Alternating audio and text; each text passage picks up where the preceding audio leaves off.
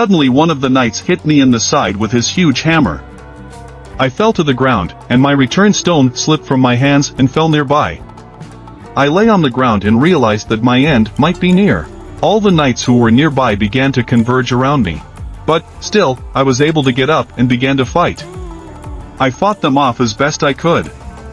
Of course, in the end I decided there was no way it could have ended that way. Because such a priceless chance, all because, being at rock bottom, I dreamed of peaks. I, of all people, know what it means to be weak. I remember being told how I could help them. After all, my rank is so low, and even the guild thinks the same, that this guy is always hiding behind his partner, and to survive and think only someone who can't kill even one monster calls himself a hunter. And the fact that he is nicknamed the weakest hunter in the world. That means he is no stronger than I have been told. That is what they call S-rank hunters, but I myself was the weakest. All the time I was told I was very weak. In fact, I was before I was reawakened. Back then I didn't know what I had to do to survive and get some money for going through those dungeons with the other hunters and hiding behind their backs. I tried my best, but I couldn't do anything, and everyone told me to stop and take a break. Still, it was my fault. And then why didn't I take the safe roads and dance with death every chance I got? And isn't it too much luck that a hunter like me was able to grow so much? At the same moment I was surprised, because it really was me, and I couldn't believe that we were the same person. After all, the current me had built up muscle and now I looked piercing and quite strong. But I've only changed on the outside. Inside, I'm still a wimp, and I wondered, what's the difference between the me of the past and the me I've now become? After all, I pushed myself into situations in which I was on the brink of death time and time again. Well, of course, we are also the hunters that we really are. And if I can't control myself, my courage will turn into recklessness. I will continue to fight these knights who have surrounded me, but there were so many of them that at one point I didn't know what to do, and when I was hit again. And when I fell to the ground, I felt a terrible pain inside me. The blows that these knights struck were even harder than before. They pounded me into the ground, and eventually I was no longer able to get to my feet. Lying down, I was completely surrounded by my enemies. I could hear a voice echoing around me. That voice was my own, belonging to my former self. I was a weak guy who was considered the world's most unsuccessful hunter. I could hear it telling me that I still had a long way to go, and now I would have to kill more people and sacrifice or leave many behind, including friends and family. As a result, I alone would be responsible for my death. This situation in which I now find myself reminds me of how I felt 2 months ago in the double dungeon. But what happened after that, I could not remember at all. Suddenly, however, the notice of the daily task appeared in front of me, and I had to get ready to get stronger. If the stopwatch that was in front of me counts down, I realize that the daily task is ending, and luck is probably a skill, too, and it seems to leaving me to die. Too much time is being wasted here. When the time expired, the notification system showed me that I had failed the daily assignment and now I needed to be punished. I will be moved to the penalty area. At the same time, the knight who tried to kill me struck his final blow. But suddenly he didn't realize what had happened, because there was no one near his sword anymore. I disappeared right before their eyes. And at that moment I was already in another place, where it was even hotter than in that dungeon. And as soon as I opened my eyes and saw the desert, I knew it was a penalty area. I started thinking back to what I thought at the beginning of my career change hike, that I hadn't done the daily assignment. And I thought it would be quick, and I could finish it all in one night, and I needed to get a profession and do the daily assignment sooner. But if it takes more than 12 hours, I might become a prey like that time, because last time I ran from them because of all the selves. If I run into her now, can I beat her? And come to think of it, I really didn't do my daily task today. So his time is up. Well, it was about time, and to think I was able to get out of that situation alive. And the assignment was so difficult that even the system wished me luck. Or was it said to encourage me to get more points? Luck or coincidence? Let them call it what they want. But at the same moment I called my in-game store, and as soon as I saw my fatigue, I thought it was the first time my fatigue had exceeded 90. And since I had enough money, I decided to use a potion, for it was supposed to help restore my energy. Eventually my fatigue started to decrease, but at the same time my health points were not restored, and it seems that potions have no effect on restoring health points when I am seriously wounded. Apparently, the only way is to wait for natural recovery. I'm not sure about the dungeon area of the profession change quest, but maybe my health will recover faster if I level up in that area. And even though I can die from one hit, I've never felt better than I do now. Where are the monsters to help me level up? And it didn't look like I had to worry about that. After all, they appeared right in front of me as soon as I brought it up. It felt like they were waiting for me to remember them. The battle began again. I jumped up and ended up right on top of the centipede's head. This is how I deliver crushing blows to get stronger and replenish my health points, HP, as quickly as possible.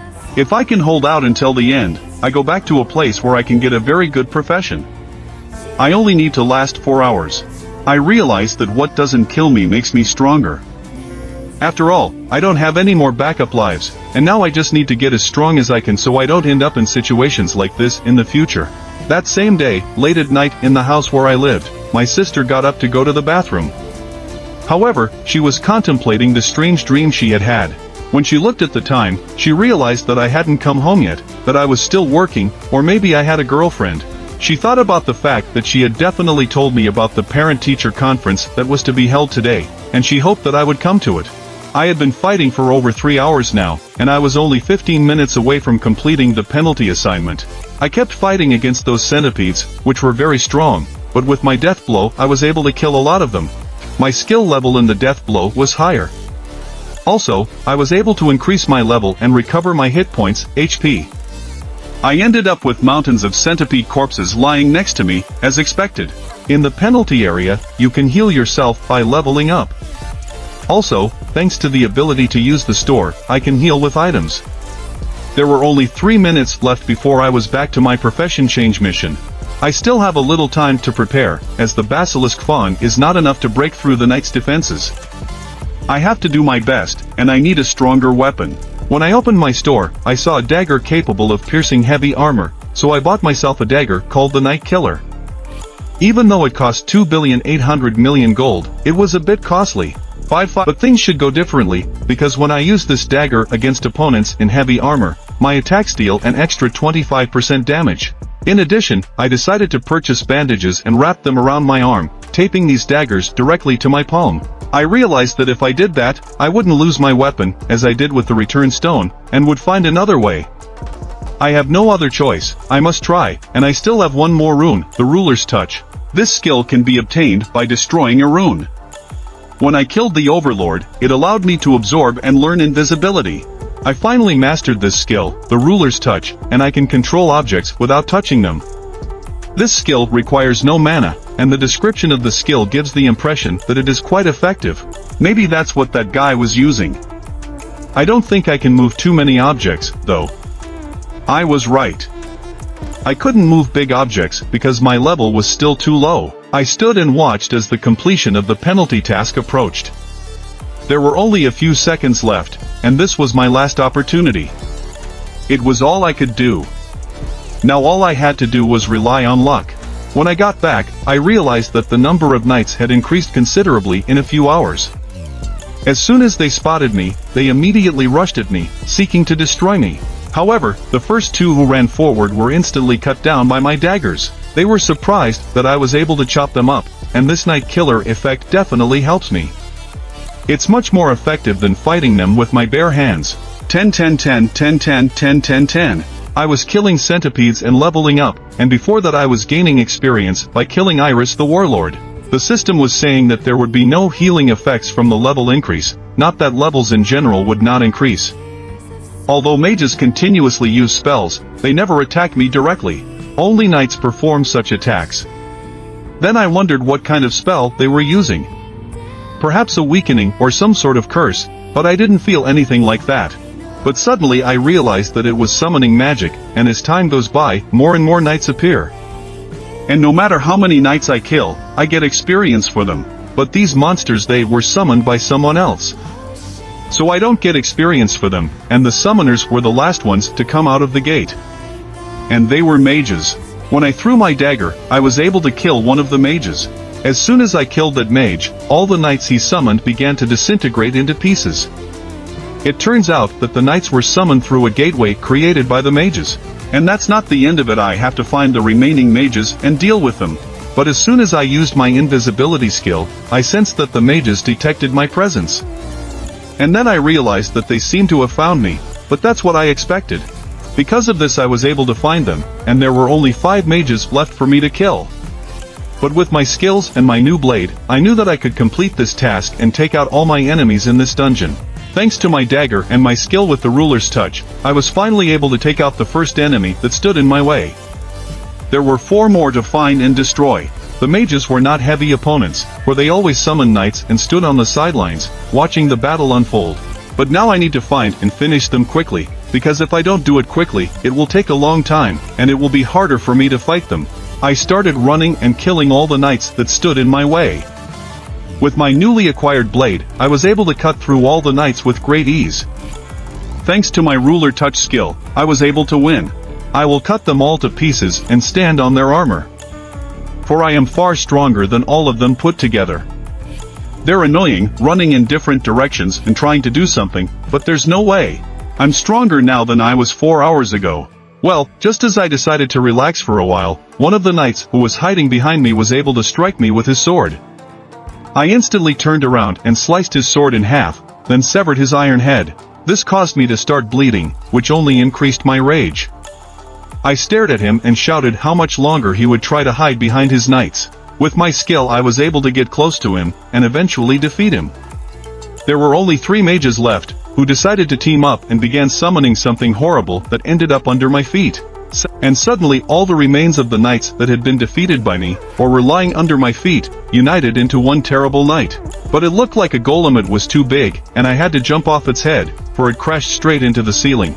It was a horrible monster that solved everything in its path indiscriminately, both its own and others. The mages had one last chance to finish me off, and they made sure this monster destroyed everything in its path. And by some fluke he might have killed me. But no such luck. I was already rushing straight at him, and although they decided not to count the numbers but the destructive power, I was now able to kill 3 mages in one blow thanks to my speed. Eventually all the knights who were near me, as well as that big knight, began to disintegrate into pieces. I was able to breathe a sigh of relief, and although it might have taken longer if they hadn't grouped together to summon the golem, I was eventually able to manage in 4 hours, 29 minutes and 16 seconds. All of the monsters in the room were damaged and I was able to complete the task. I could now choose a profession depending on the number of points I earned. It is finally over and all I have to do is choose a profession. Since I know how to handle a dagger, obviously I should choose an assassin. But suddenly I saw a notification in the window, which said that the profession would be assigned after analyzing my actions in the game. As soon as I read the word assigned, I realized that I would not be given a choice.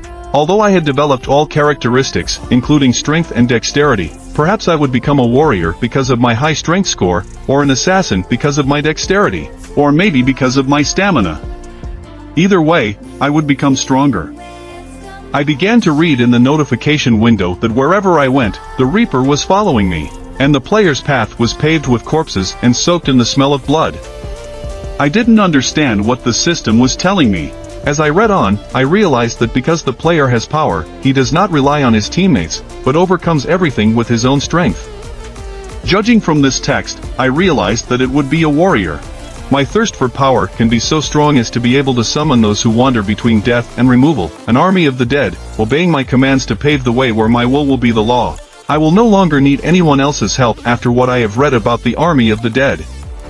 I realized that this was my calling. My profession was necromancy, and I didn't understand how it happened. After all, I hadn't even touched the characteristics of intelligence. I am a magical subclass, a necromancer, a grim mage, controlling an army of undead that follows me. I don't know if there are necromancers among hunters, but in games and stories it is a class that delegates most of the combat to its minions. And when I registered as an E-Ranger, I thought I would play an assassin type, using only swords and daggers. All of my skills were geared towards choosing an assassin. Why choose this class then? But I decided to take it easy first.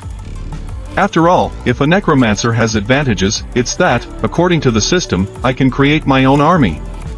But such slaves cannot become stronger. Then what's the point of distributing characteristics? Suddenly I saw that I had a choice after all, accept this profession or reject it. If I decline, I hope I will still have opportunities to get a profession. And just as I wanted to decline, I saw a text in the notification window that said Necromancer is a hidden class. And did I really want to opt out? I realized that a hunter who can create powerful shields, a hunter who can enhance targets without even being a healer. Rumor has it that the S-ranked White Tiger Guild leader, Beck, can turn into a monster, and all hunters with unique abilities work in large guilds and are quite powerful. Then the hidden class implies a unique ability like those hunters. There was no point in me guessing about it if I could experience the necromancer profession myself. It seems that these mages used abilities similar to those of a necromancer. It's as if someone wanted to demonstrate a skill. I don't know who came up with that, but it's pretty funny. I have good combat abilities, but no magical abilities.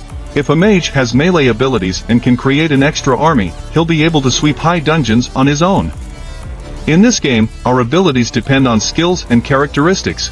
This means that summoned creatures will also become stronger. It is no longer a leveling up on my own, and my profession has finally been chosen. Based on the amount of points I received, I will be granted a profession promotion. I scored the expected amount of points. In addition, I did not use the return stone, and I also received extra points for that. I also completed the quest with a health level, HP, higher than 50%, and I received extra points for that as well. The amount of points I received was enough to upgrade my profession. I was promoted from Necromancer to Shadow Lord, and I was able to learn the special skill of Shadow Lord.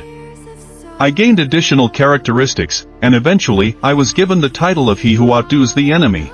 I was instantly promoted, and I was probably able to advance, because I scored enough points. If I hadn't gotten all those extra points, I probably would have stayed a necromancer for a while longer.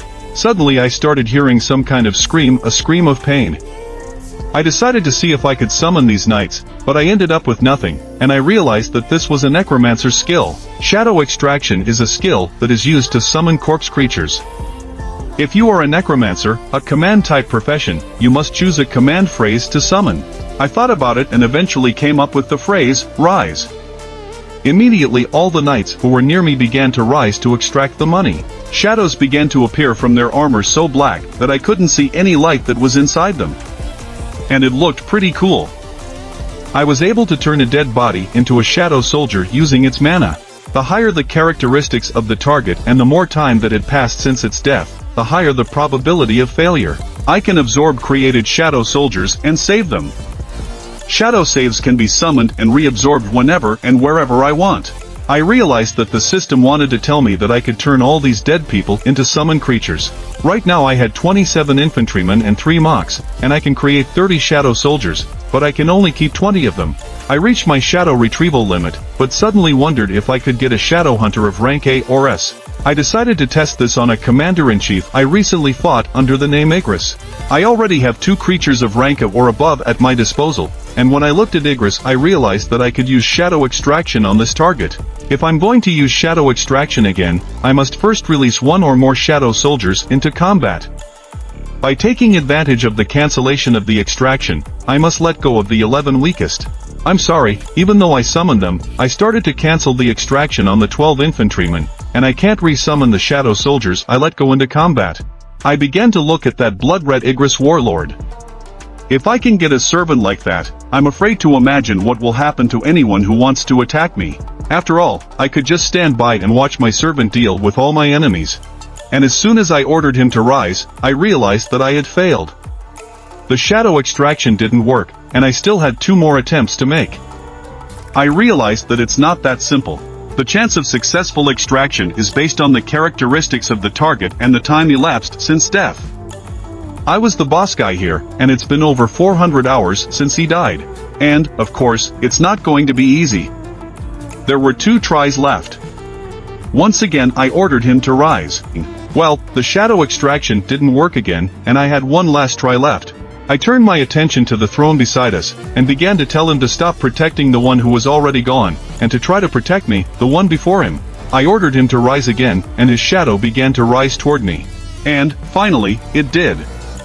A terrifying aura was near us, and eventually Igris began to rise in this room. A terrifying shadow began to appear, and it covered all the walls, the ceiling, and everything under our feet. It made me smile even more.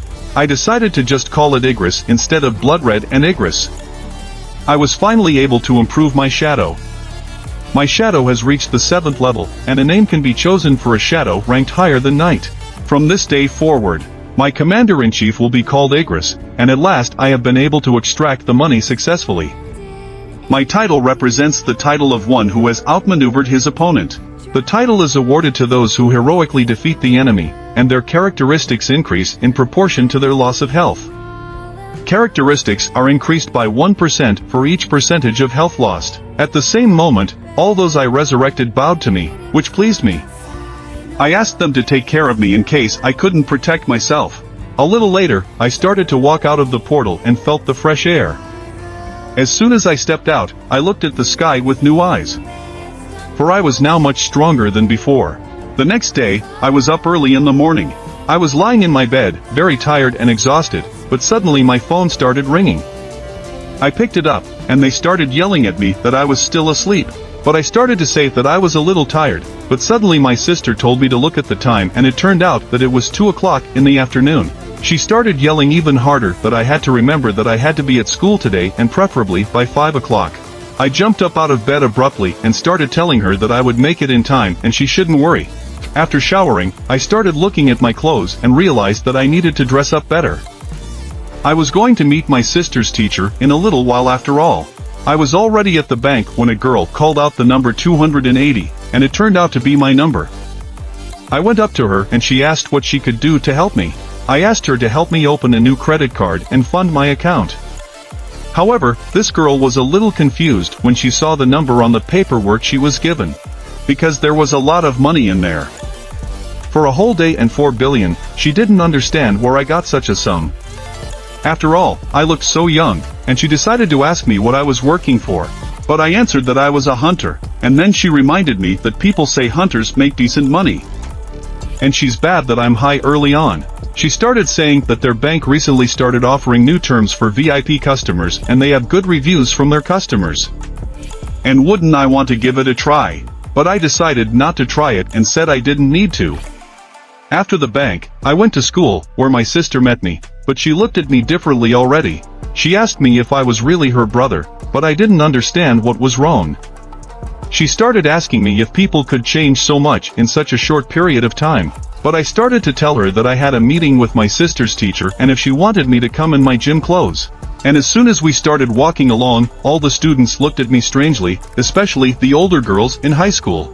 All the girls who were passing by, I wondered who I was and what kind of a hottie was walking around. They realized that apparently it was my brother Din's sister. Started asking me what it turns out in this school I'm pretty popular and started further questioning that I do not have a girlfriend. So what was I doing last night since I came so late? And maybe she introduced me to a cute student, but I took her cheek and started saying not to mock me, and soon after she started apologizing. We finally got to the conference room, and as soon as I opened the door I saw the woman stood up and started saying that it was a pleasure to meet me since she was my sister's teacher. She didn't know Jean had such a cool brother. I started walking into the office and realized that even though I had already graduated from the school, this was my first time seeing this teacher. She asked me to sit down in a chair and started telling me that I didn't have to worry about my sister because she had a nice personality and good disposition and was a model student. So the teacher didn't see any point in worrying about anything. Then the teacher started talking, asking if I knew that my sister aspired to go to medical school. I replied that I knew because her grades were good and her academic record was also fine, so she could do well. However, I shouldn't put too much pressure on her. The teacher went on to say that she had heard that I was working as a hunter. If I had found out that my sister had discovered abilities, would I have let her work as a hunter? Of course not. The teacher sighed and said, as I expected, because the reason she's been asking about this lately is because there's a student who's trying to quit school after going through the awakening, and now that student doesn't attend school at all. And if this continues, the school will have no choice but to accept into the worlds. And even if someone becomes a hunter, does that prevent them from getting a diploma? Since the teacher doesn't know much about hunters, she decided to ask me. But I interrupted the teacher and asked what rank this student got. She replied that she had heard that it was the lowest rank. I began to realize that this student would die sooner or later. The teacher asked me if there was anything I could do for her. After all, this student happens to be a friend of my sister's. So I asked permission to talk to her so that she could at least get ready to graduate. When the teacher said it was a student named Han Song, I knew who she was talking about. A little later, when I finished talking to the teacher, I had already gone outside and realized that, after all, Korea is really small. And when I saw this girl, I immediately thought it was her. But when she saw me, she didn't understand why I was here. I remember this girl telling me that even children are allowed to go on raids. If you wake up as a child, there's no law against going on raids. And when I met her outside the school, she didn't understand what happened. After all, the hunter her teacher wanted her to meet was me. Taking my phone out of my pocket, I showed her a picture of my sister and asked her, "You two are friends, aren't you?" When she saw that picture, she realized that maybe I was Jean's brother. One day she visited me in the hospital with her, but she didn't see my face. She started asking me if I was Jean's brother. Then it became clear why I knew her teacher. But I answered that we didn't know each other at all. This girl started to say that she didn't know what her teacher had told me, but that she wasn't planning on going back to school and wasn't going to give up hunting. However, I convinced her and asked her that she is, after all, an E-rank hunter and normal attacks don't work on monsters. She needs magical weapons. If she ends up buying a weapon, it will wear out quickly and she will have to buy a new one. That kind of business doesn't make money, so she plans to fight with her bare hands. I asked her this question, and she shouldn't even dream of becoming a full-time hunter just because she got some money from our raids. She started asking me to stop lecturing her. This is where I didn't realize she was pretty persistent, and I told her that I was the same way, and she shouldn't worry, because I wasn't going to convince her to quit hunting. After all, it's hard to accept reality until you see the cold and cruel world with your own eyes. She asked me why I was here, and I told her that there was a plane coming in without business at the airport at the time, and a man from Korea came out of it. The atmosphere there was a little different from that of the United States. He visited South Korea earlier than he expected, but suddenly the guy with the glasses heard the voice of a man approaching him. As soon as he turned around, he saw an old acquaintance and asked him what the Korean Hunters Guild was doing here. The other man replied that the hunters, the essence of oversight, had come to meet and observe the S-ranked hunters who had arrived in Korea. At one point a man with glasses approached and began to say that he still worked for that old geezer chairman. If it had been him, he would have cut off his left hand and made sure he could do nothing without his right, and taken over everything. A man from the Hunters Guild asked how long he planned to stay here. The other guy said he wasn't going to stay long in Korea and would return as soon as business was done here. But the Korean Guild guy asked the businessman who left his homeland but came here from the United States, and whether it was related to Hunter Sung Jin-woo and Hunter Jin-ho. Suddenly the other guy realized that, as expected of the department member, he was asking what he already knew, and immediately he turned around to ask if he could stop him. But the department member said he was just following his duties. Dong-soo put his hand on the inspector and said he liked him and made his offer. How about joining the Scavenger Guild? After all, we can take better care of him than that old man. But the inspector began to ponder the fact that S-rank hunter Dong-soo and his brother were suspected of killing a lot of hunters. This lizard that throws off his tail is the reason they couldn't start the investigation. After all, they really are blood brothers, even their insensitivity after the brutal killings. So, it seems, just despicable trash. At this time I met with the head of the 2nd Supervisory Unit along with my sister's girlfriend. His assistant, the department head, realized that a high-ranking girl had come with me, and there was nothing special about it. He realized that he should not jump to conclusions, like the Sun Jin-woo Hunter case. He was surprised when he received a call from Hunter Jin-woo offering to try out a new recruit. Since it was a request from Hunter Jin-woo, he accepted it without hesitation. The leader of the White Tiger Guild knew that the girl who came with me must be interested in the White Tiger Guild. What's more, training for recruits was underway. It is good if he is interested after he sees the excellent training system of the White Tiger Guild. He has already explained it to other hunters, and there is no need to worry about it. He went on to say that an area with a high concentration of gates is not that many people who choose to live here, and 80% of homeowners have already left. They say it was decided to close some areas completely. The gates are an ideal place for field testing, and here they opened just in time. But suddenly some guy came up to us and said it was 9 o'clock and it was time to stop talking, we should start getting into the gate already. After all, he wasn't here for a picnic. I asked the leader who he was, and he said he was their new ranking recruit. But he seemed offended that he accepted my request and said that this dungeon wasn't for those who came to fool around.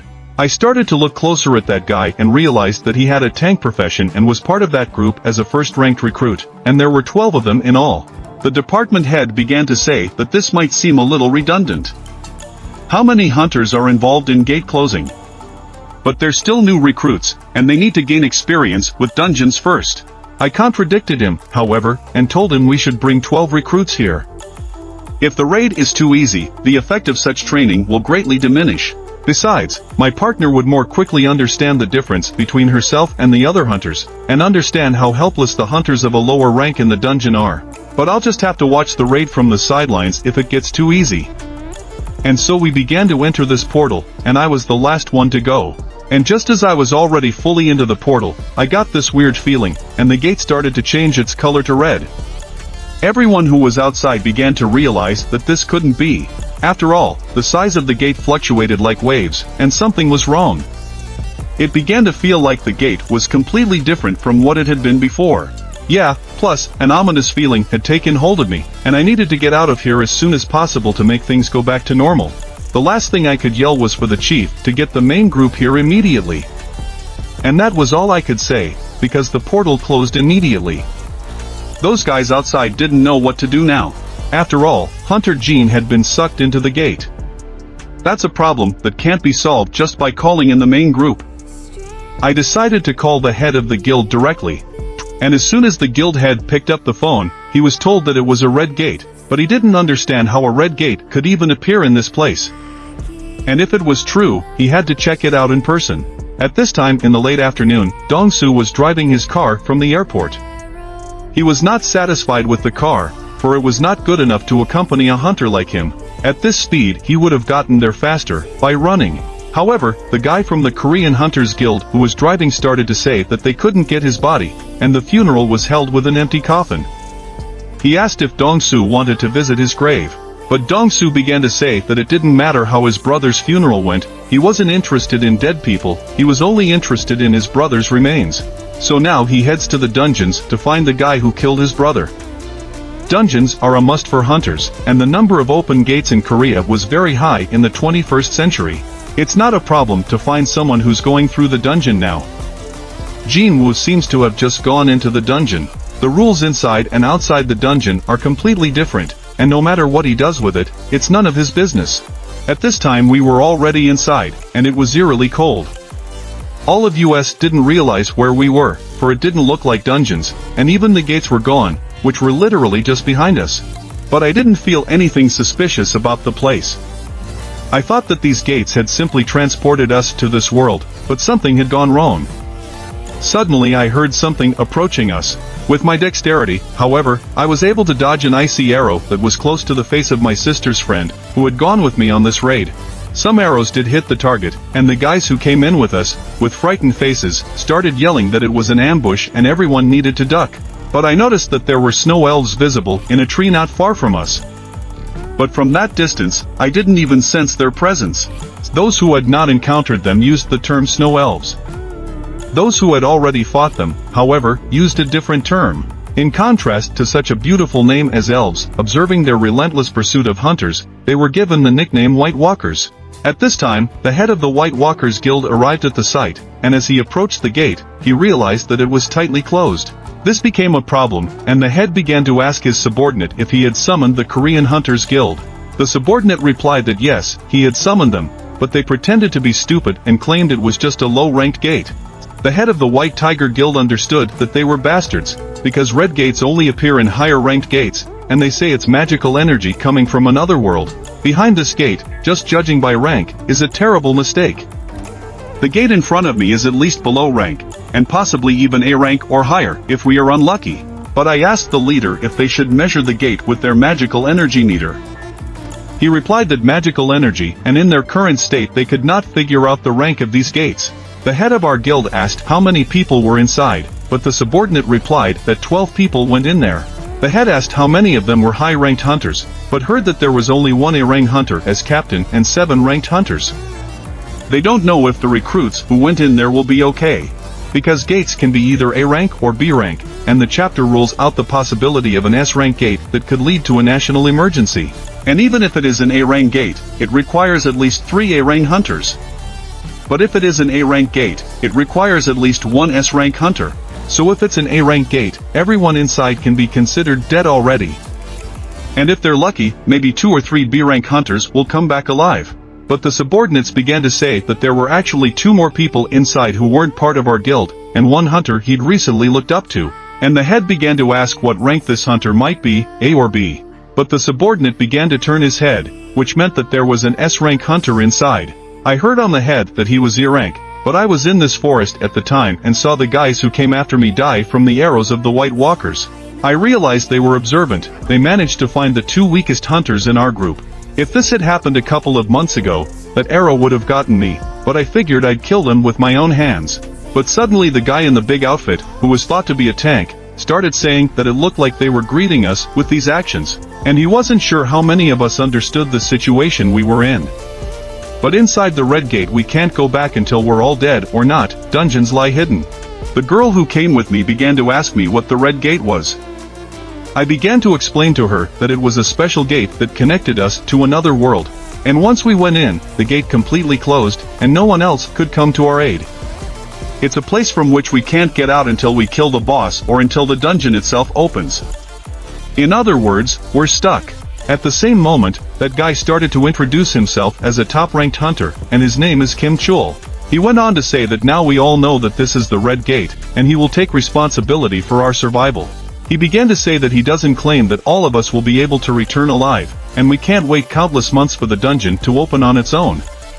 And there is no guarantee that we will survive. A Red Gate veteran is no less dangerous in a place like this.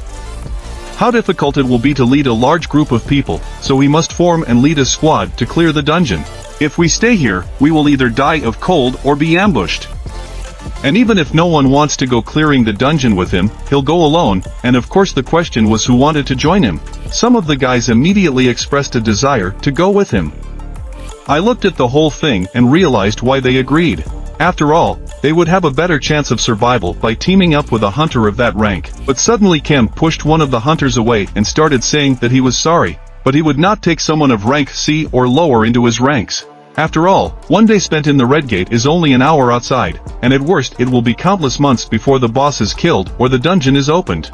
In such a situation, he can't take a dead weight with him, and everyone he's turned down shouldn't turn around like that. If they think they are strong, they should ensure their survival as long as we put down the boss and they can return safely. But suddenly the girl interrupted that big guy and started talking. But that big guy smiled wryly when she changed direction, for she changed sideways instead of staying with the rank stupidity. And let her do as she pleased. Suddenly there was an empty seat, and the big guy began to say that he would take another person with him. At this point the girl walked past me and began to say that Kim hadn't noticed the arrows coming. I was able to spot them. She asked me why I wasn't an E-Rang. At the entrance, in front of the gate, the subordinate of the head of the White Tiger began to talk to him about how, in order to gain the hunter's trust, he was keeping his wife's information a secret. He was sure, however, that he had awakened the head. The one who heard this asked the subordinate if he was sure or if it was just a joke.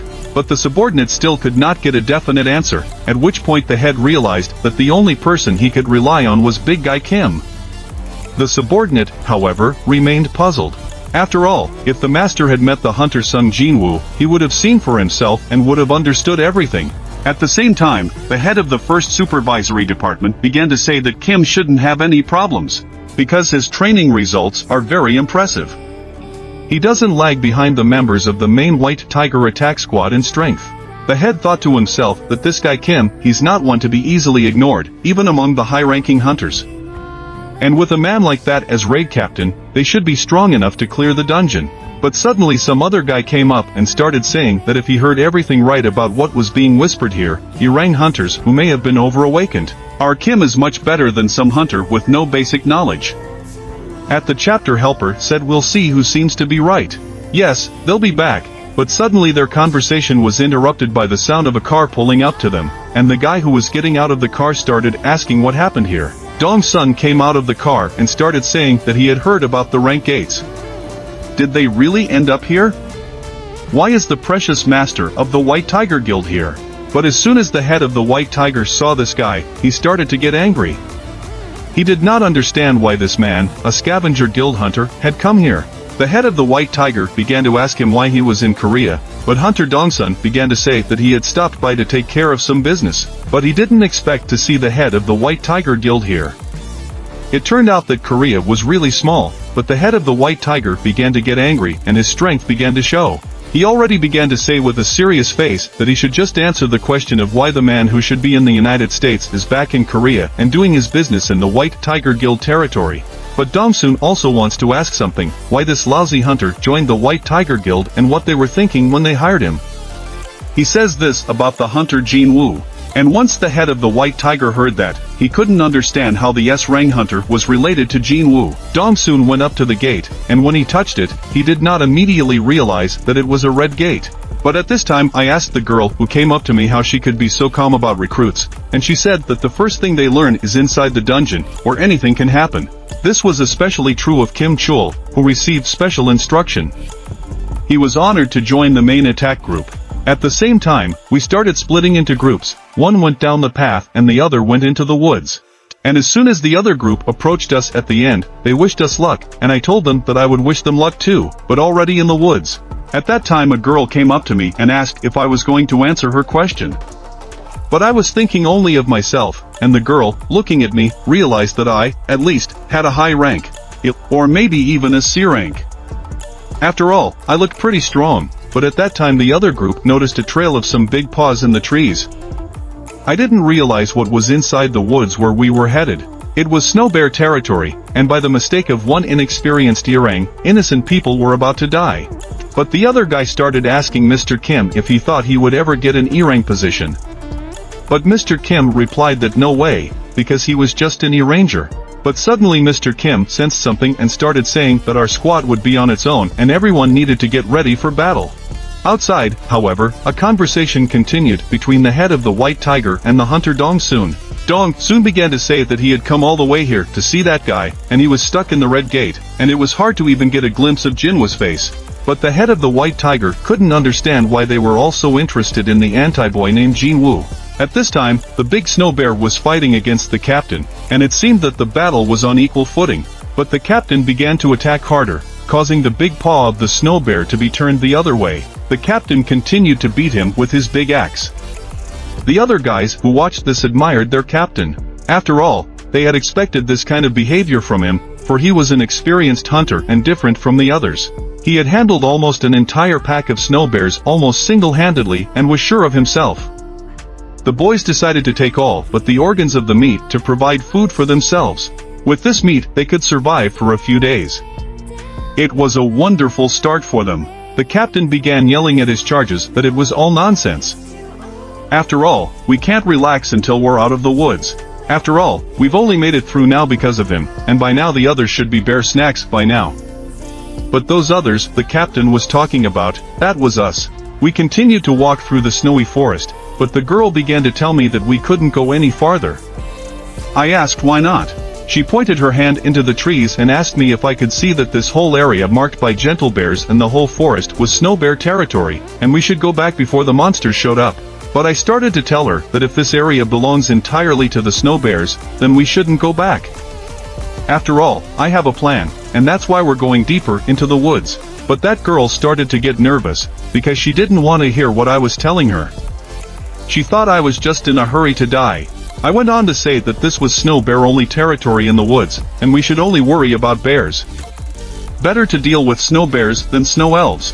If there are a lot of snow bears in the area, it must mean that there are no more powerful predators here, so we won't run into any stronger monsters. After these reflections, the girl realized that I was right. She couldn't understand why she hadn't thought of that. I began to tell her that we were going to make it anyway. But I noticed the way she was dressed, and I realized that it was too cold in the woods. I asked her if she was cold in those clothes, and at the same moment I called up my inventory. From my inventory I started to get clothes out and told everyone to put them on. Here, it would be a shame if they all died of cold before we met the monsters. The girl was a little shocked, because she didn't expect me to have spatial magic. The other guys were surprised, too. Isn't spatial magic limited to just one or two objects? And the fact that I was able to summon so many things was surprising. And they didn't understand who I really was. walked up to my sister's girlfriend and told her that I was actually the one who brought her here, and it was my responsibility to protect her. However, she shouldn't be asking me anything right now, and that goes for everyone else. I began to tell them not to ask me any questions or demand anything of me, but all of a sudden I started hearing someone coming toward us. And when I turned around and saw a big snow bear, the guys who were standing behind me started screaming and panicking. They said they would have to worry, just not about the snow bears. The girl started saying that going into the woods was definitely the wrong decision. She said she would keep him distracted until we all found a way to kill him. But I took her by her clothes with my hand and started pulling her back, and she didn't understand what I was doing. But I started talking in a way that made everyone understand that I was going to hunt monsters. But the girl still insisted and said it didn't matter how strong I was, because it was still a high-ranking monster. But I couldn't lose the experience right in front of me, so I started to change my title. After all, the title "He Who Surpassed the Enemy" is awarded to those who heroically defeated the enemy, and my characteristics increase in proportion to my loss of health. Characteristics increase by 1% for each percentage of health lost. And at that very moment the big snow wolf started attacking me. I was able to jump up the mountain and began to think that if I added the effect of the title to my current level, I could destroy it with my bare hands. While I was in the air, I flew straight at him and hit him with all the force of my hand right on his head. The impact knocked the big snow wolf off his feet, and he fell to the ground as if he'd been pressed inside. The whole group that came here with me was shocked by what they saw. After all, they were not expecting that I could take down a snow bear with one blow. But I was sitting on a dead snow bear, and I realized that's exactly what I thought, because this is an unusual dungeon. The experience I get in it is different, too, and my level instantly went up. The girl who examined it didn't understand who I was. At the same time, outside the gate, the head of the white tiger began to question the hunter. "What is your business, Hunter Jinwoo? And why did you come here to the entrance of the dungeon?" But the hunter replied that it was none of his business, he was just having fun. The head of the white tiger understood that he should not think about those red gates, for nothing could be done anymore. Behind that gate might not be a dungeon, but a desert with temperatures over 60 degrees, a jungle with poisonous snakes and insects, or an extremely cold snow zone where you could get severe frostbite. The chances of them coming back alive are minimal, but the hunter wanted to see what would happen next, to see something so rare just walking by. But that's pretty troublesome, and he can't just wait here for this dungeon to open.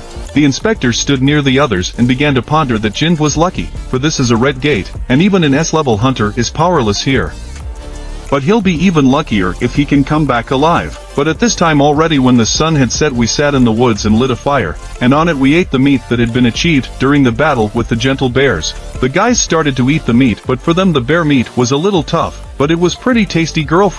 Sister's girlfriend I brought here started telling me that my sister really doesn't do anything at home except do her homework and say she hangs words on the wall instead of wallpaper to study in her sleep, but I told her that she is just like them guys come home. She plays eat and sleep at home. We have Sonia who loves fried chicken, but my sister's girlfriend thought I was lying because she is so good studying. But I myself could not believe it, because when we were younger we were together playing arcades. Guys who were sitting across from us in the beginning whispered among themselves that they thought that the number of ambushes of snow bears, but it was because our captain took care of them. He killed a snow bear with his bare hands, and at this point I got up and started to leave, but the girl started to ask me where I was going, and I told her 100 times I've eaten already, I'll go do exercise. They did not understand why I was doing the exercises in a row indoors, but I began to explain to them that if I did not do them, I would be fined.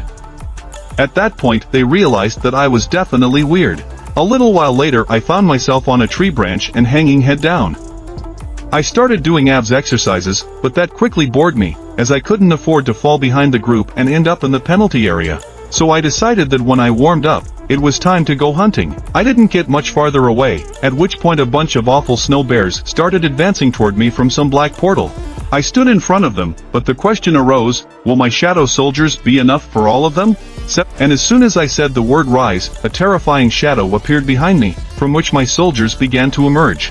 It felt as if there was complete darkness around me, so deep and black that no one who looked could see further than 10 meters from my shadow. Little by little my shadow soldiers began to appear. They were so black that the white snow disappeared against them, and I began to tell them, but they had already understood their first assignment, so I would not explain anything else. They will understand themselves how to act in this situation. My whole black army was behind me, and they were ready to fight for me and for me not to fall. I was in the very front lines, with my General Igris behind me, and behind him was the rest of the army I could muster. At last the battle had begun. Those snow bears, as if they were the real ones, went at me when they saw my entire army. But at the same moment, my shadow soldiers rushed into battle, too. My shadow soldiers began slashing the snow bears in different directions, though some of them died. However, my soldiers were much stronger than them and fought mercilessly. My army also had some incredibly powerful guys, mages who stood behind everyone else. They had powerful fire spells, and the soldiers had fast regeneration. All of my shadow soldiers exceeded my expectations. Their regeneration was almost comparable to immortality, though it required a huge amount of mana. At this time I heard something approaching us, and I looked up. I saw a large snow bear and realized that the leader I had been waiting for had finally arrived. I realized there was no way they could handle it, and my magic had already dried up. The shadow soldiers could no longer regenerate due to lack of mana. That's when I made the decision that it was time for my commander-in-chief to act. I ordered Igris to head out and destroy the leader of the snow bears, and he in turn began to walk in slow steps, and then ran sharply toward the snow bear. He began to crumble it in different directions with his big sword. This made the snow bear begin to bleed and scream at the top of his voice. He roared throughout the forest as Igris cut off his big paw. They continued to fight, and the snow bear wanted to put up some kind of resistance, but in the end he failed, for my commander-in-chief was very agile and had incredible strength. He slashed the snow bear every time it came near him. I kept watching as my commander-in-chief started running behind the snow bear's back and slashing his legs, causing the lower bear to be unable to stand on his big hind legs. However, the commander-in-chief then slowly went around him and began to slash him with his big sword. Eventually, Igris decided to end this battle. He swung his big, sharp sword, cutting off the head of this big snow bear. I saw my commander-in-chief turn around and start walking toward me, with the snow bear's head in his hands. I realized that I wouldn't have had a chance if Igris hadn't used his sword then. With my current level we are on equal footing, but that was just me thinking that. In fact, when Igris threw off my snow bear head and kneeled down, I knew he was stronger than me. After that, I told him that he had done a good job, and it was time for me to turn the snow bear into my shadow soldier. I successfully extracted the shadow, and a shadow began to emerge from the big snow bear that would obey me specifically. And so he appeared, and from behind the snow bear, the other bears were appearing, destroying my shadow army. I looked at the leader of the bears and realized that I and my army were now much stronger than before. At the same time outside, the white tiger head began to ask about his subordinates. How long has it been since they entered this dungeon? His subordinates replied that it had been about 3 hours, but inside it had already been 3 days. They wondered how many were still alive. But the head of the white tiger began to tell them to give up any hope of a normal environment beyond the red gate and the scorching sun, the endless clinging poisonous bedbugs or the northern stream. Of course, the weak will be the first to die. And even if one were to adapt to the conditions of that world, one must provide food in addition. They could try to eat monster meat, but these gates are too high for low-ranked hunters, and hunters of rank and below are likely dead. And as soon as Dong Song heard this, he realized that Jinwoo must be dead, and he was probably just wasting his time. But suddenly he began to say that the head claims that Jinwoo is not a member of the White Tiger. As he found himself there, a subordinate of the head began to say that he was an old acquaintance of his. He asked permission to take part in the raid, but did so early and reluctantly. The head agreed and brought him in, though he realized that his subordinate was trying to cover for Jinwoo the hunter. So giving him away became problematic. Besides, foreign S-rank hunter Huang Dongsu knows of the existence of this E-rank. Huang Dongsu decided to say that there was nothing more he could do in that case. He very quickly approached the subordinate of the head, took him by the throat, and lifted him into the air. Huang Dongsu began to say that he has always had a knack for dealing with difficult situations. He feels that there is something suspicious here, and he must tell him the truth about what he is hiding. But at that very moment, the head of the White Tiger got really angry and told him to take his hands off his ward. Huang Dongsu starts smiling and says that he's ordering someone who's acting like he's the boss. The head of the White Tiger did not understand what he was talking about at this moment. Their aura began to increase, as if something glowing was flying near them. Everyone else knew that if this continued, these two would make an unreal disturbance here that would make everyone sick. But in the meantime, outside the gate, the captain was sighing cold air. His weapons were shattered and his shield shattered in two. He stood, utterly scarred, but in front of him was an even more terrible monster who had done all this to him, and so the captain realized that all his efforts had been futile and he had lost.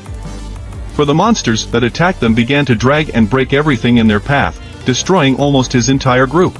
It was no use to the hunter, who had even undergone special training to get to the elite. However, he had lost and could not accept it. But suddenly the captain heard the sound of a bow shot, and an icy arrow flew straight at his associate, who was standing behind him. He looked up and saw the snowy white walkers coming at him. These walkers came right behind Bigfoot. The captain began to turn around and noticed one of his subordinates approaching him.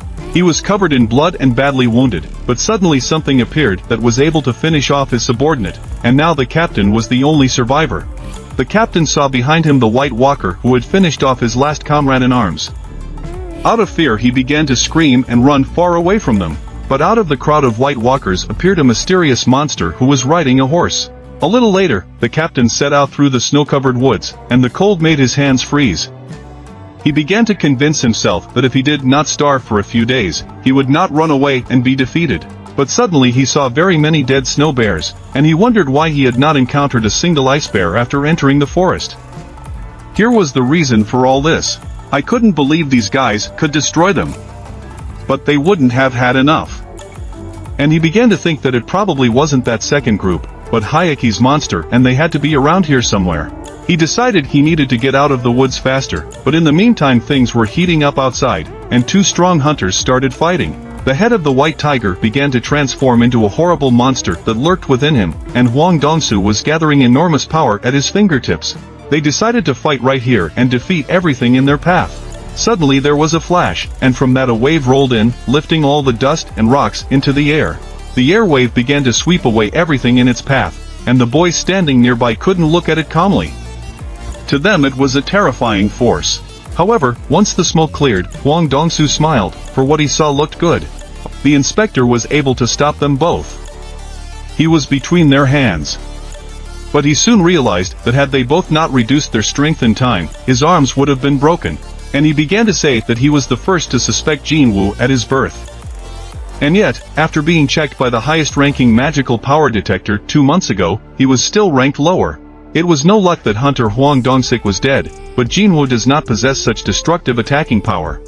Huang Dongsu knew that if they prepared a trap, the culprit was probably Eugene Company. The inspector replied to him that then there was no reason to obsess over Jinwu the hunter, and that was an excuse to just kill another man. At this point he lost his at and decided he would just go to sleep. The subordinate head of the White Tiger knew Jinwu's abilities better than anyone, and she was sure he would definitely come back alive. At the time, we were all sitting around the fire, warmed by it. Suddenly we saw the captain begin to come out of the woods. He looked at us and couldn't understand, asking himself, why are all these low-ranking hunters still alive? He saw warm clothes, a blanket in the tent, and various gadgets. They even had food. If his hands weren't cold and he had a full stomach, he could easily beat Hayaki. Suddenly he became angry because he saw that they had prepared all these supplies and kept them only for themselves. He started yelling at them that they were scoundrels, but we couldn't figure out how he ended up with us and how we had all this stuff in the tent. The captain kept talking and asking why they weren't responding to what he was saying. He didn't think they were all accomplices. He asked who had all those supplies and promised to let them go if they named the culprit. After all, he was talking about the one who hid the supplies and betrayed his comrades, leaving them to die. Then he began to count to 3. If they did not give up the traitor, he would count them all as accomplices. And so the captain began the countdown. 1, 2, he drew his sword, and suddenly he saw, that girl decided to leave because she had some plan, and apparently she doubted her ability to survive. She was trying to cut back on the number of people to keep supplies flowing. He started screaming, accusing her of the crime, but suddenly my hand appeared from behind his head and hit him lightly. This blow sent him flying several meters away. Everyone rejoiced when they saw their captain. I began to tell him that he had actually left his comrades to die, not to mention the fact that he came back with a dead look on his face. I realized there was someone near us. And when I turned around, I said to them, how about you guys? Don't you want to cancel your invisibility? After all, combined with your powerful energy, it becomes useless. And suddenly they began to appear in front of us. I realized it was the boss. Yeah, there were at least 20 of them, too. And this one, who was sitting on a horse, started saying that there was really one useful guy out there among the trash. But I was surprised at first, and then I asked him, why did he call us trash just now? But suddenly the boss of the White Walkers asked how I knew their language. I was surprised, too, because I didn't understand how I could understand their language. After all, I couldn't talk to monsters, but that was probably an effect of the system, too. But the boss of the White Walkers was pleased and said that since I could communicate, there was someone he wanted to introduce. And another elf appeared beside him and said that we already knew each other, and he was the one who notified us that there was someone strong among humans. And this guy wanted to fight me, but suddenly before he could finish speaking, that White Walker's head flew off to the side. I cut his head off in an instant, which made no one even realize how it happened. I turned to him and asked, is there anything else he can say? But the White Walker boss turned his head toward me and started smiling weirdly, and all he said was that I was a funny guy. And when I threw the first punch at the White Walker boss, he skillfully blocked it, and I knew he wouldn't part with his life so easily. This Elif decided to offer me a deal, claiming it wouldn't hurt me. At first he decided to ask me why I, as a non-human, was protecting all these people. However, I didn't understand what he meant. After I said that, he started laughing strangely and saying that I was so unaware of all this. It's about that voice in our heads that keeps ordering us to kill people. But I don't hear it in my presence. I began to wonder about the origin of that voice that orders us to kill people. It's some kind of program instruction, and if this voice doesn't affect me, maybe it has something to do with me being a rock in this system. One elf started saying that there was no need for fighting, because after all, we don't want innocent blood spilled. He asked me to give them these people behind my back, and in turn he would spare me. But I also had a question for him. Who are they, and where did they come from, and why are they trying to kill us? Suddenly something strange happened, and this elf started saying again that there was no need to fight, and in the end they didn't want to sacrifice in vain. Answer to your question, unfortunately, information about these obscure creatures and their origins is not available in my knowledge base because my access to information was restricted until September 2021. Can you describe more details or context so that I can provide further assistance? I realized that he was avoiding my question, and eventually I needed to answer whether I was accepting their offers. But I said I refused. Then the elf asked me if I was going to fight him and his army, and if I thought I could do it alone. Please check and confirm that all corrected errors are according to your intentions. I answered him, what other army? And at that moment, my shadow soldiers began to appear behind me.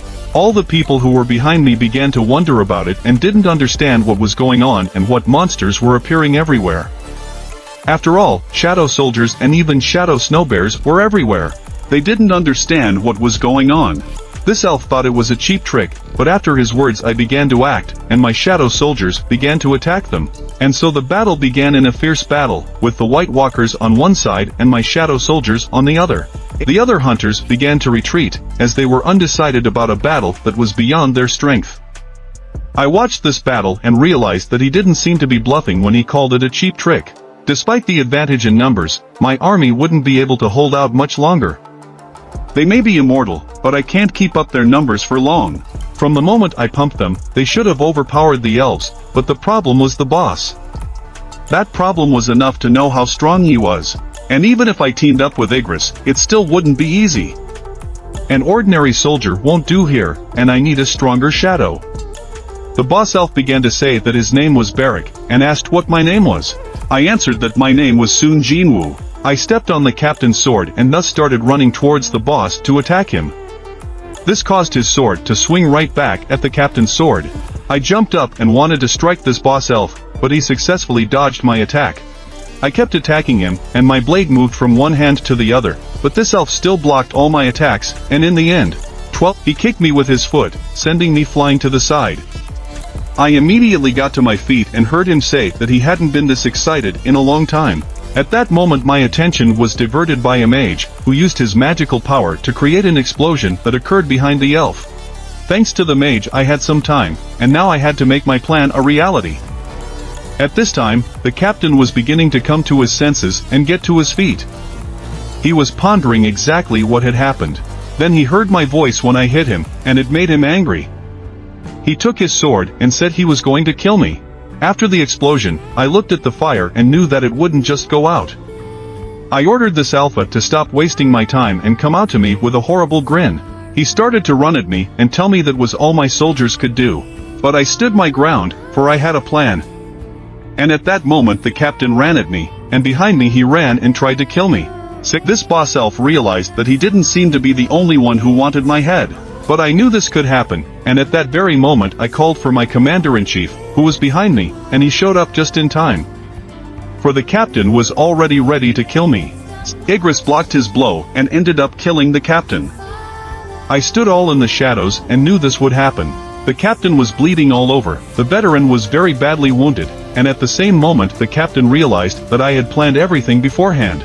For I had planned his destruction from the beginning, and eventually the captain began to lose his strength, and then died. The elf boss wondered what would happen, for he could see that nothing had changed. But at that moment I ordered the captain, who was dead, to rise up behind me.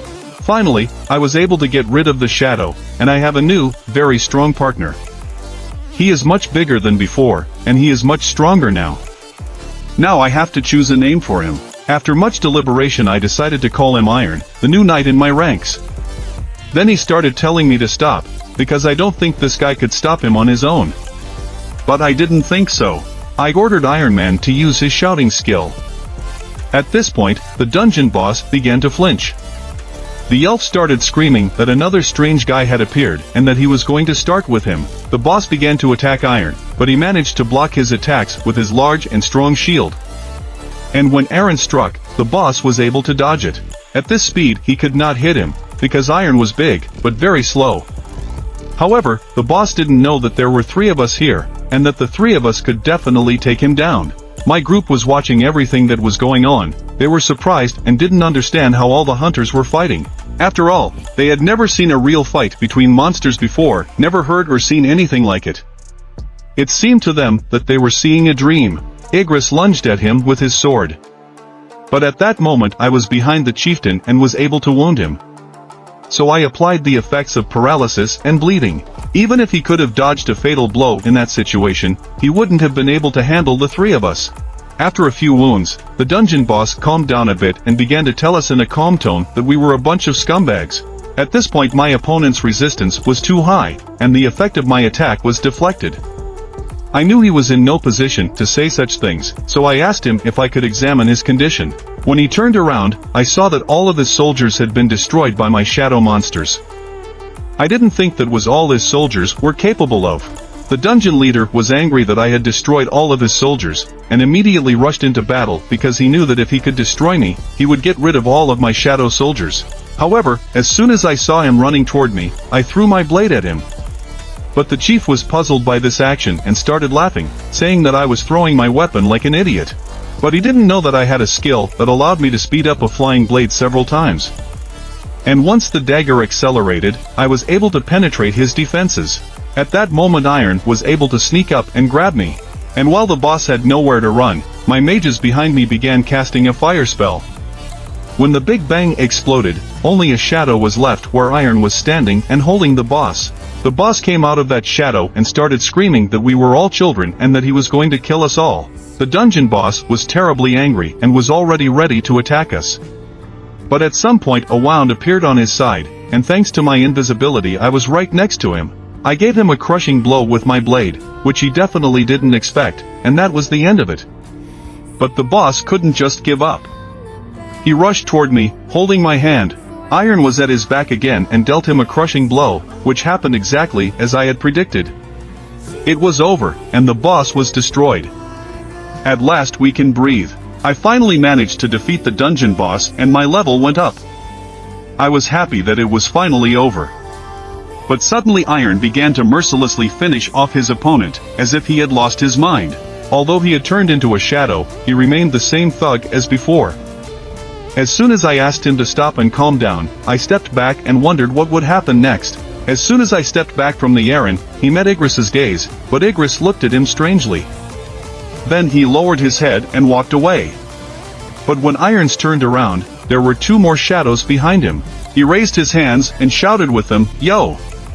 At this point I asked my group to turn around and pack up, but they were surprised. After all, they didn't think we were going to start walking home now. At that moment a gate appeared next to us. I showed them all that it was a portal to the outside. They were very excited to finally be able to go home. But I still had things to do. It was my shadow's turn. It was already 3 a.m. on the other side of the brother, and those guys who were standing there realized that it had been a week behind the gate. The head subordinate said that they could stay here, and that the head should go home first. But the head replied that the guild members were confined inside, and how could he go home to rest? We must at least wait until morning and then think. But at the same moment the red gate began to change its color. As soon as the gate opened, the dungeon was cleared and people began to come out of there. One of the guild guys began to rejoice that Kim had made it. As the hunters began to come out, the guys who had been standing the whole time began to shout that they had survived. After them, the last one who was there came out. That was me. One of the head subordinates rejoiced, for he thought so. And as soon as the gate disappeared, the head began to ask what happened there and where Kim was, because it can't be that everyone who survived, but the girl who was inside the dungeon answered that yes, that was it. The head was shocked that everyone who came back was only unranked hunters. He was wondering what had happened inside, but at this point I started walking past the chapter and told my sister that I would take her home. But suddenly the head of the White Tiger Guild stopped me and said we needed to have a little talk. However, I pushed his hand away and said I was very tired. If he wants to know something, let him ask his guild guys. But suddenly he grabbed me by my clothes and said that it was not a request, for he was the head of the White Tiger Guild, and it was an order or perhaps a threat. They lost 9 guild members in this raid. As head of the guild, he has to ask me some questions. I wasn't interested, but I asked him, so what? I mean, I saved the other 3. And if he really was the head, shouldn't he have thanked me in the first place? After all, it wasn't easy. At this point the head agreed and said I was right. He apologized to me, and I was able to continue on my way. Soon I got in my car to go home. The girl who was sitting there drinking hot tea was with me inside the dungeon, and the head started asking her who the guy was and why he was so annoyed. After that she started to answer that she didn't know, but after defeating the boss he shouted something out 3 times in front of his corpse, and then we just left. The head subordinates started telling him not to get mad at that guy because he's not a bad person and maybe he's just tired. But the head replied that that wasn't the problem, and why he still hadn't recruited him, because he was so confident against me. I should prepare to lose an arm if I fight him. After these reflections, the chief ordered his subordinate to deal with it immediately and recruit that fellow. Although the guy said he would do his best, the head replied that it wasn't enough, and promised his full support, because he had to get him into their guild at all costs. When the conversation was over, the head left. And I was driving home in the car with my sister's girlfriend, and I began to speculate that this situation was probably due to our difference in strength. I had failed 3 times to retrieve the dungeon boss shadow, and that was a big loss for me. Of course, the method I was able to get the dagger from the barrack. This dagger belonged to the great warrior, and the light enchantment makes the wearer more agile. I was lucky to get something. As we drove up to the house, she told the girl one last time that she had done well, and wished me well on my way home. The last thing I heard was that she began to thank me for today, and I would see her later. I didn't know what she meant when she said later. And as soon as she ran back to her house, I looked at my watch and realized that not even 24 hours had passed, and I had been there for a whole week, and today was not going to pass right with Jin Ho the next morning. I saw the shiny outfit in front of me again. I asked Jin Ho if that was why he had called a cab, because I was planning to pick him up. 10:10. Jin Ho began to tell me that his mentor was helping him, so he could get there on foot. We started to drive out and he told me that we had to pick up someone else on the way. I started calling Sun and told her to get out and we'd give her a ride. Jin Ho didn't fully understand who I was calling, and as soon as I said her name, he realized who it was and started thinking about the fact that he knew her number and how close her relationship with her mentor was. He wondered how close the relationship was between Son and her mentor. And as soon as we got there, Jin Ho turned to me and started asking if he should start calling this girl his sister-in-law from now on. But I didn't expect such a question and told him she was just a friend of my sister's. And as soon as she got out and walked to the car, she sat down next to me, and I started asking her if she had managed to get any sleep at all. But she said she couldn't even get a nap, so I asked her to rest in the car for a while we got to the place. At this time, Jingo looked at me with a horrified look on his face and heard me talking about how she couldn't sleep, that she was tired, and that she came home at 4 o'clock in the morning. He began to think about what he was really saying, that she was just his sister's friend. At this point I heard Jinghon start to tell me that she was underage, and I answered him by asking, and what's the big deal? After that, Jing realized that I was not normal, and he should not judge a mentor with his mediocre standards. Soon we were able to get to the place where we began to pass through the dungeon. The monsters that met on our way were falling to pieces. It was all thanks to my shadow soldiers. Jin couldn't believe his eyes as he watched my soldiers destroy everything in their path. He didn't understand who these guys were. I realized that Jin was seeing them for the first time, and I told him it was my ability. He couldn't believe his eyes and ears. After all, I could summon these guys with my ability. But it was pretty hard for me to explain it to him, even though it's convenient, and they hunt for me and do all sorts of little things. But Jean got a little frustrated and asked me if he could at least do crystal collecting. But I didn't understand why. And he replied that he felt useless, and that was a shame. After that I smiled and realized that he was really entertaining. I watched my Jin soldiers collect magic crystals, and I realized that despite this, the Jin raids would be over tomorrow. The next day we completed all the promised 19 raids. However, we are now shown that something terrible is happening on the east coast of the United States in the Yerang dungeon, for horrible screams are coming from there. Inside the dungeon, one of the hunters could not believe his eyes. For he had seen the assault squad destroyed, and he could not believe it. The man he saw turned out to be a figurative monster. They found no monster in this dungeon, and the hunter thought there was something wrong here. No one could have imagined that such a monster would appear in the boss's room. The magic that emanated from this guy was comparable to mine in a dungeon, rank and file, and it was impossible to believe. The hunter wondered only one thing, just how strong was this guy? But suddenly the man who had been in the dungeon began to approach the hunter. He took hold of his head and started telling the hunter not to worry, because he hadn't killed all those guys, they were just unconscious. And he decided to ask why they attacked him, since he was just a man, not a monster. But suddenly the man realized that the hunter didn't understand him, because he found himself in England, and they didn't know Japanese. At the end, the man held up his thumb and pointed it in my direction, saying that his name was Kurt and that he wanted to go home. However, at this time I was sitting with Jin Ho in a cafe, and he started to tell me that the raid was over. He apologized to me and offered to take me to a more luxurious place for our last time. However, I was more concerned that this was not the place for a young man from a noble family. We started drinking alcohol, but my body coped with the harmful substance and detoxed quickly. I asked Gene what he was going to do after the raids were over, and he said he was going to get his guild head license after a simple test exam given by the association. Then, with the license in hand, he was going to talk to his father, and his promise of a mentor would be fulfilled. I understood that getting a $30 million building was a nice bonus, but my real goal was to upgrade, and since I had reached my goal, there was no point in lingering here. Jenny asked me, what will I do next? But I looked at my hand, which held the dungeon key. It opened the gate of the castle, and the key was obtained by killing the gatekeeper. I told him that I would be unavailable for a while, as there was something he had to do. Gene started telling me that if he was going to be a burden to me, I should let him know, because he didn't want to bother me anymore. And here again, Gene misunderstood me. But lastly, I decided to ask Gene exactly what he wanted to say. What am I to him? He started to tell me that he has an older brother who is 10 years older than him. He doesn't like his brother very much, and we rarely spend time together. Unlike his brother, the mentor who saved his life and helps with his problems is more like a brother to me than a real brother. I answered him. If that's the way he thinks of me, then I will consider him my little brother. After these words, he cried and started screaming, asking if he could hug me. I told him he was just drunk. But Gene started sobbing, and I looked at him, not understanding what was wrong with him.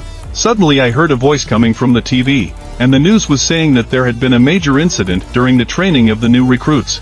All the high-ranking hunters died, and only the low-ranking ones managed to survive. There are also rumors from the survivors that someone helped them. They asked what the chapter thought about it, and the White Tiger head began to say that the investigation by the association had been completed and it was true there had been an accident, but there had been no interference from the other side. As soon as I heard the word intervention, I didn't realize if it was me they were talking about there. And that was the end of the questions. After the reporter's question, the white tiger head drove in his car. He was finally able to exhale, because those reporters were terrible, and they were really good at sniffing out details. And just as the head of the white tiger was able to drive to his office, he got an incoming call from a Minbian hunter. And when the secretary put the call through, the head began to be asked why he had turned off his phone. But he was going to hide from the reporters until they calmed down. The head of the white tiger sat in his chair and was upset about the whole situation. But that guy started telling him not to worry so much about it, because things would calm down soon, and there was news on an important case. The guy who called began to tell the chapter that Japan had secretly contacted the Korean Hunters Association about a week ago, and after checking personally, he was convinced that it was more serious than he thought. Soon it would spread throughout Korea. Japan allowed the Korean Hunters Association.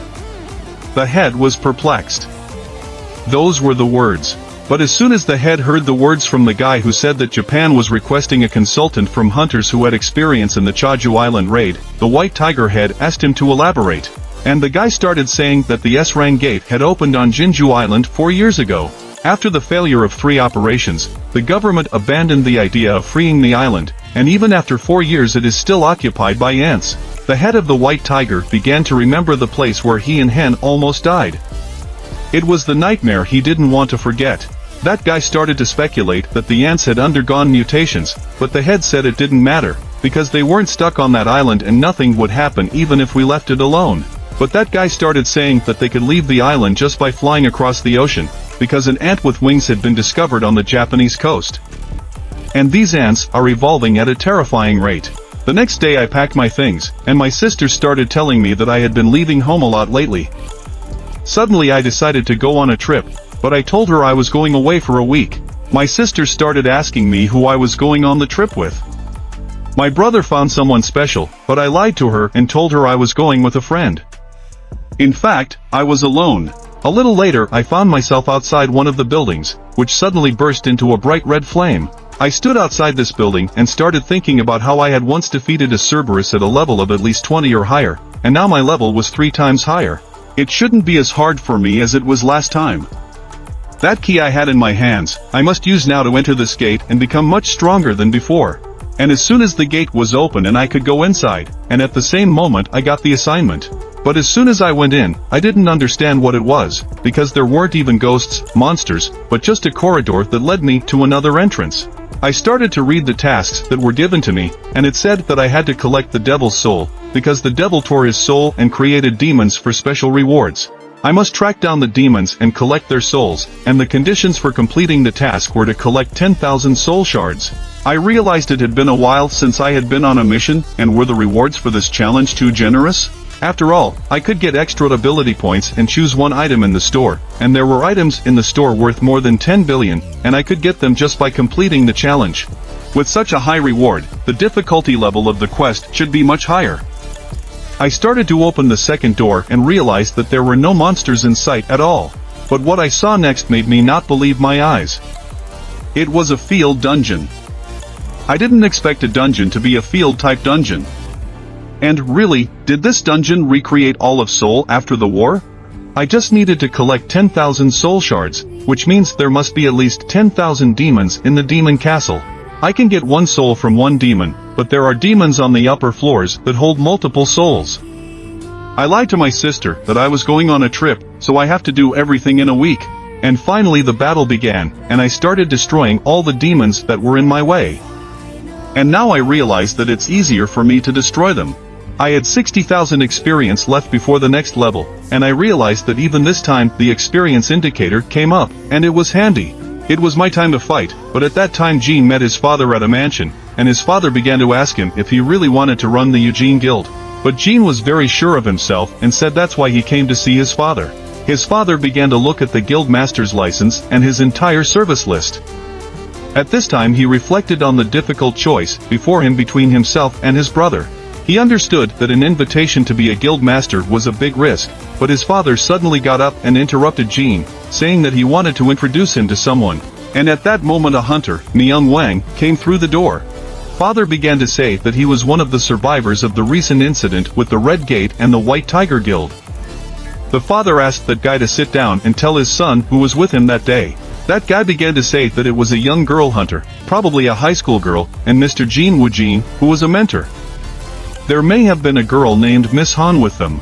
He went on to say that thanks to Mr. Jean Wu, they were able to survive the Red Gate. At first they thought it was ridiculous that two hunters had joined their mid to high-ranking training. Jean didn't even listen to the other guy, and we figured it out anyway. After all, he's the one who knows the most about the mentor's abilities, and now he's not the only one who knows the mentor's secret. Now there's a negotiation going on with the father. But that guy kept saying, don't we know how to contact Jean Wu, because he tried to find out from the White Tiger Guild, but it was hard to get anything from them. And then he got a call from the principal. And at this point my father began to say that it seemed that Hunter Myung Wang had told us enough, and we should already know that he was looking for information about qualified hunters and had already tried to investigate the incidents with the Red Gate. And there was a suspicion that no helper was involved there, however.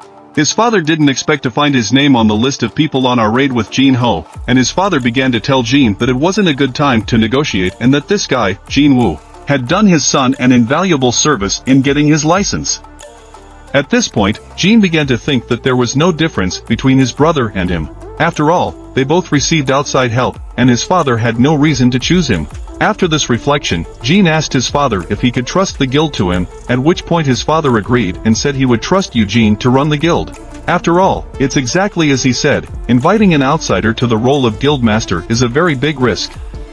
If there is a need to take a risk when he has him, what fool wouldn't withhold something during negotiations? That's why he agreed.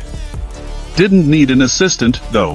His father went on to say that this man was a Jean Wu hunter, and could his son make him join the Eugene Guild. And so the chance to act came, and Jean told his father that he would do his best, because the son of a tiger is also a tiger, and there are two S-ranked hunters that he had looked out for the Eugene Guild. There's Chai of the Emin Bengu Guild of Hunters, who recently retired, and one of them is confined to the position of deputy to a fellow known as an absolute weapon. In comparison, there are many advantages to becoming a guildmaster Eugene with financial support.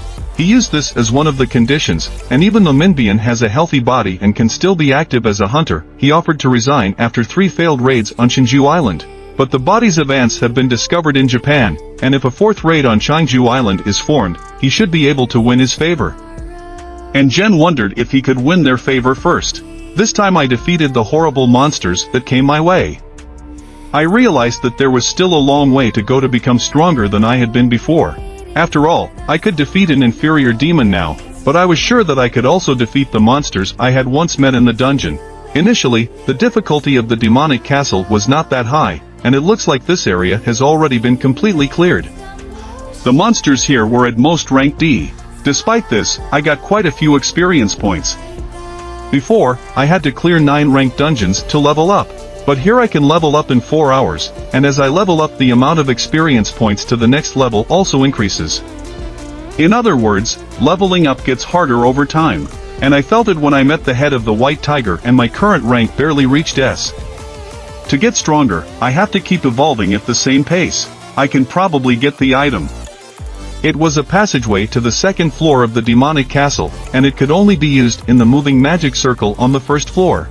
I looked up the mountain and saw that the magical moving circle between floors must be in the Suman Tower area.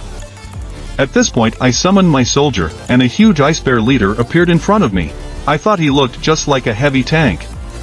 I climbed on top of him, and we started climbing up, but suddenly I saw 3 horrible, big monsters in front of me, and they started to get annoying. After all, they appeared very often. But my bear decided to take matters into his own hands. He began to run with all his speed, and with full determination he crashed into them. I realized that this guy was just crazy, and from that moment on he would run like a tank. As soon as the monsters had dispersed, I ordered him to run to the magic circle.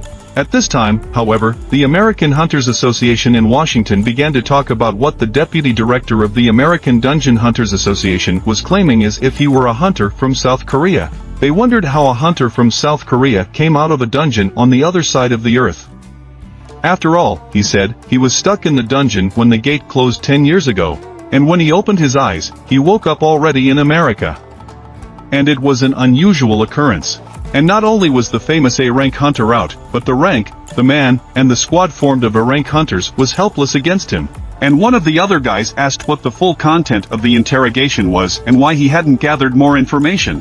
But the other guys suspected that he might be a monster with human memories, and without the help of an S-rank hunter, all of Washington might be in danger.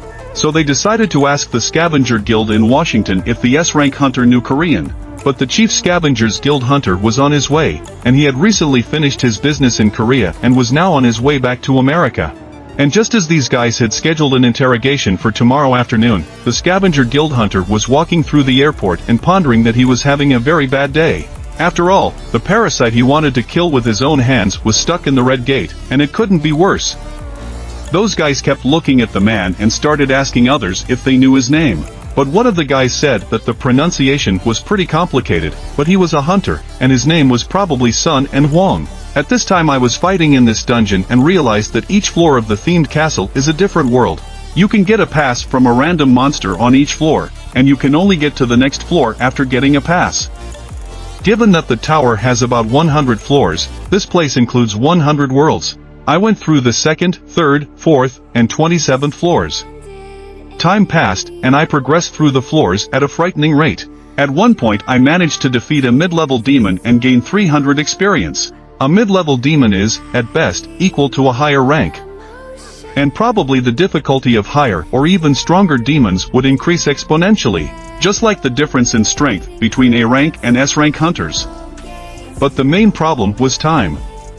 If the floors were really 100, it would be impossible to get to the top floor in a week. When I got the key to the demon castle, I was intimidated by the S rank of this dungeon, but because of the boring battles over time, my anxiety began to fade. And when I finally made it to the 50th floor, I met the ruler of the lower floors, whose name was Greedy Vulcan. He was very big and was surrounded by his army of monsters. It was a demon boss. When I saw him, I knew he was a giant and looked dangerous, and I would have to take care of him personally.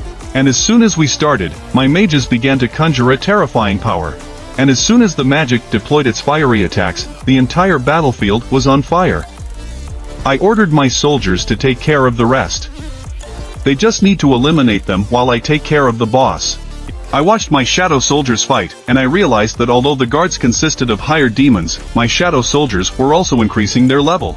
They were getting stronger according to my intelligence, and the number of shadows I could retain was also increasing.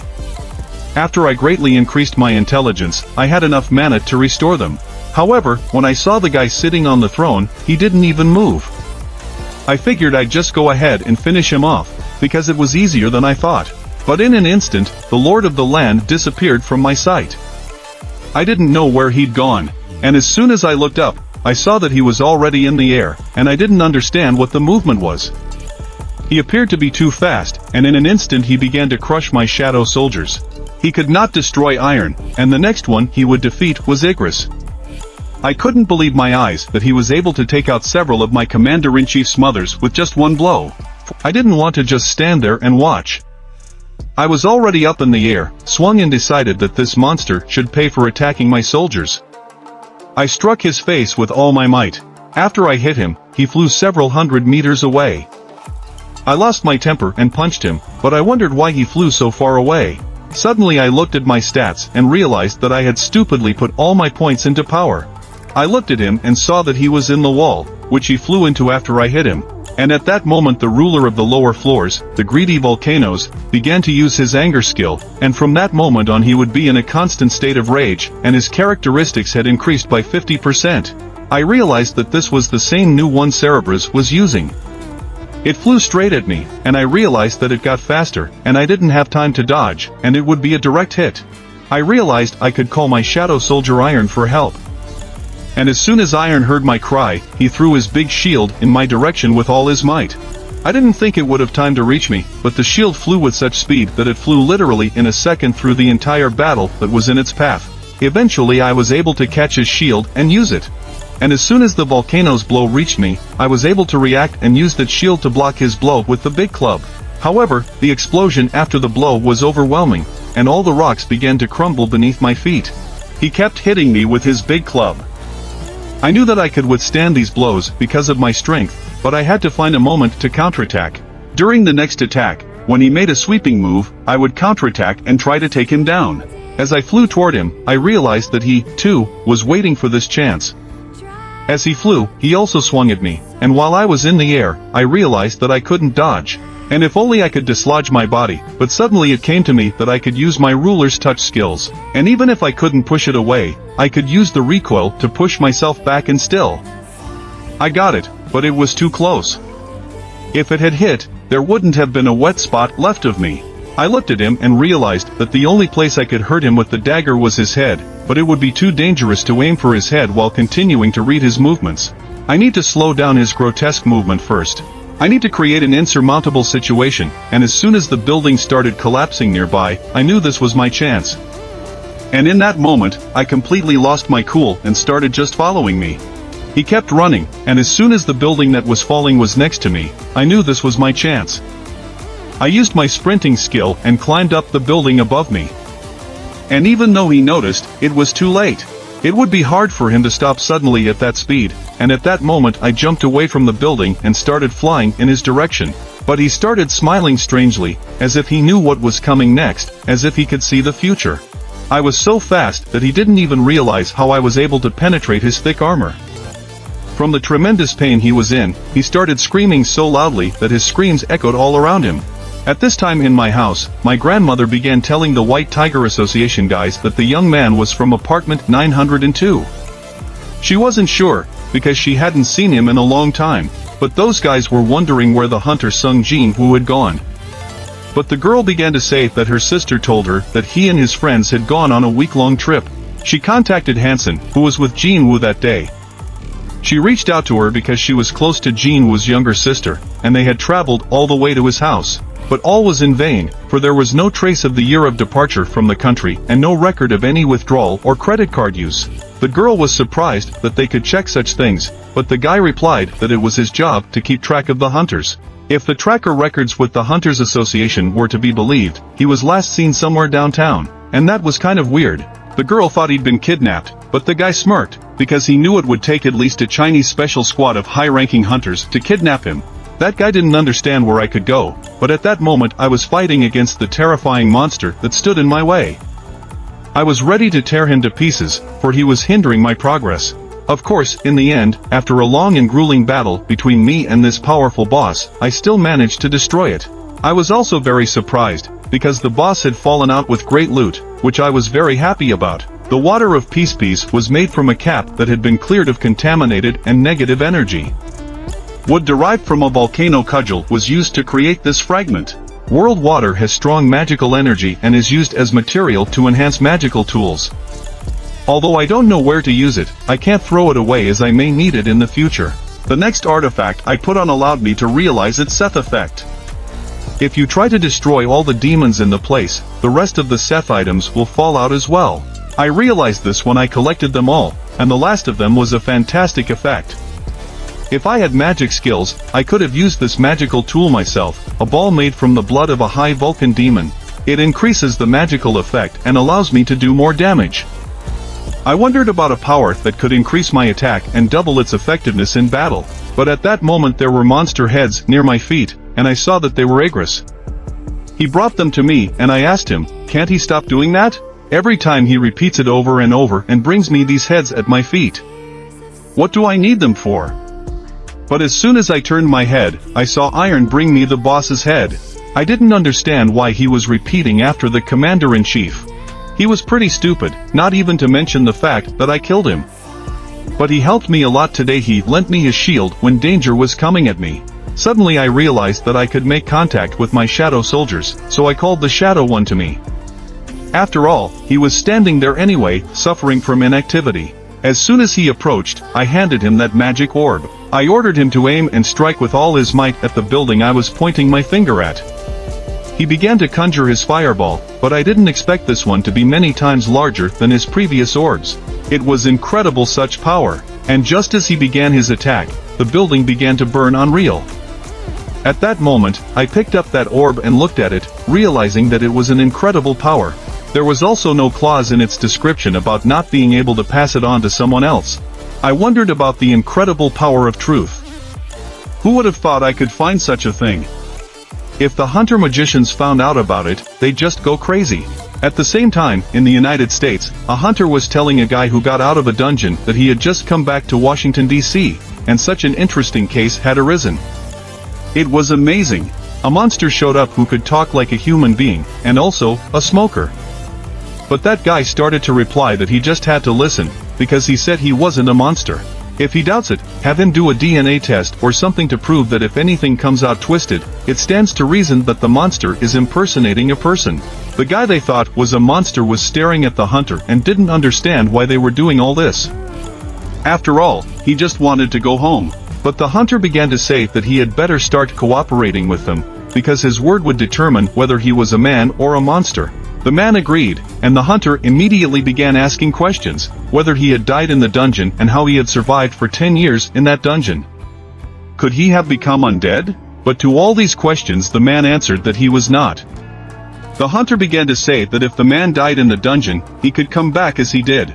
But the man replied that this was impossible, for one who had died could not go back, even if he was in the dungeon. This man also decided to ask a question, even though the hunter said he was only here to ask questions. But this man didn't care and started talking about gates and monsters. How much does humanity know about this? The hunter didn't know what he meant, but the deputy director, who was standing near the window watching the conversation, was curious. What does he know about the other side? And the man went on to say that the dungeon, the gates, and the monsters were all just a prologue to the real war. After all, the greatest catastrophe was awakened not long ago. The reluctant man began to ask, what was the purpose of his coming? And the fellow replied that to warn of disaster. The hunter went on to ask, what is the greatest catastrophe he speaks of? But the answer he heard was that he could not tell. It was incomprehensible to the hunter, for the man had returned to warn of the disaster. But he could not make it clear what kind of disaster it was, and whether people would not be better off working, the hunter asked. But the fellow replied that the numbers were nothing against his power, and even if the people united, they would simply be used, and they should know it, for they themselves were quite strong. But the hunter didn't like it, and he didn't understand how he dared to look down on him. And he began to say that therefore only he could stop it and there was no point in continuing the conversation any longer. Hunter began to look at the report that the Hunters Guild had put together. He looked at the pictures and realized that if he cut his hair he would match his picture, but he hadn't aged much like someone who had been in a dungeon for 10 years. Hunter wondered if his resume was superbly done, and he made a lot of money for his time. With the current lesser grading system and his level, he could live without worrying about anything, for he had to adapt to the new era. And just as the hunter continued to read the report, he saw that he had 2 children. At the same moment, the hunter sank into shock when he saw that his son was the same boy. And after that, the hunter asked this guy if he and I remembered his daughter. And he answered that her name was Asya and her son was Sun Jinwoo. And the man saw that after what was said, the hunter's bloodlust was awakened in him, and he began to hear what the hunter was saying. He said he was the only one asking questions here. But at the same moment the man also prepared himself, and there was a strong aura coming from him. He began to say that he needed an answer, and if he did not answer, force would be used. However, the hunter thought this was too presumptuous, for he was given a second chance at revenge. After he pressed the red button, he said, "You probably turned out to be a monster that I have to destroy." Hunter began to say, the monster could attack at any moment, and we must evacuate South Korea quickly. Furthermore, I am well aware of my son's current condition, for he is dead. That man could not believe the words spoken by the hunter. And as soon as he looked up, he saw that the hunter was smiling furiously and began to say that he would send him to his son. But at that moment I was on one of the floors, and as soon as I got up there, I realized that this was the floor of the dead. All of them, by someone else's order, were following directly at me, fierce zombies and terrifying skeletons who were coming and wanted to finish me off. There were so many of them that I couldn't see where they ended. For they all joined together in a bunch and were just coming at me, and there was some skeleton at the head. This skeleton seemed to be subduing all the monsters that were on this floor and controlling them. I realized that I had to kill him, and then all those monsters would fall with him. I didn't want to get my hands dirty, so I summoned Aaron and Igris, and ordered them to clear a path for me. They appeared immediately, and began to carry out my orders. Without wasting a second, they rushed forward to eliminate anyone who got in their way. As we approached them, the battle began. After my commanders-in-chief, the rest of the shadow soldiers and the bears ran. They fought very clearly. My shadow soldiers outnumbered all the other monsters that were on this floor, and that made me too happy. After all, I looked at that mage and knew that he was surprised at how strong my guys were. I was already standing close to him, and he noticed me. I asked Mage if he was expecting this. Wouldn't we be stronger? It would only be a couple of minutes before we could clear this floor and move on. That skeleton looked at me with some strange expression, and I wondered at that moment, can an undead creature feel fear? But it didn't matter anymore, because I had already begun to act and disembowel it. I, with my sprint skill, got close to him and was able to straighten him out. I thought he would be stronger, but it turned out that he was just an ordinary mage who got in my way. At the same moment, the notification system showed me that I was able to defeat Mita's soul guide. After that I received my rewards, including the spring water of the forest. Because I defeated this boss, I was able to go up 2 levels. However, this guy's magic was pretty strong, and he was able to control 100 more challenges than I did. After the battle I planned to turn him into my soldier. When I got him, his mom was contaminated and for some reason it was impossible to extract the shadow. Shadow extraction does not work on demons. As expected, a piece of that Seth I'm trying to collect fell off one boss. This time I got the Marhan demon necklace.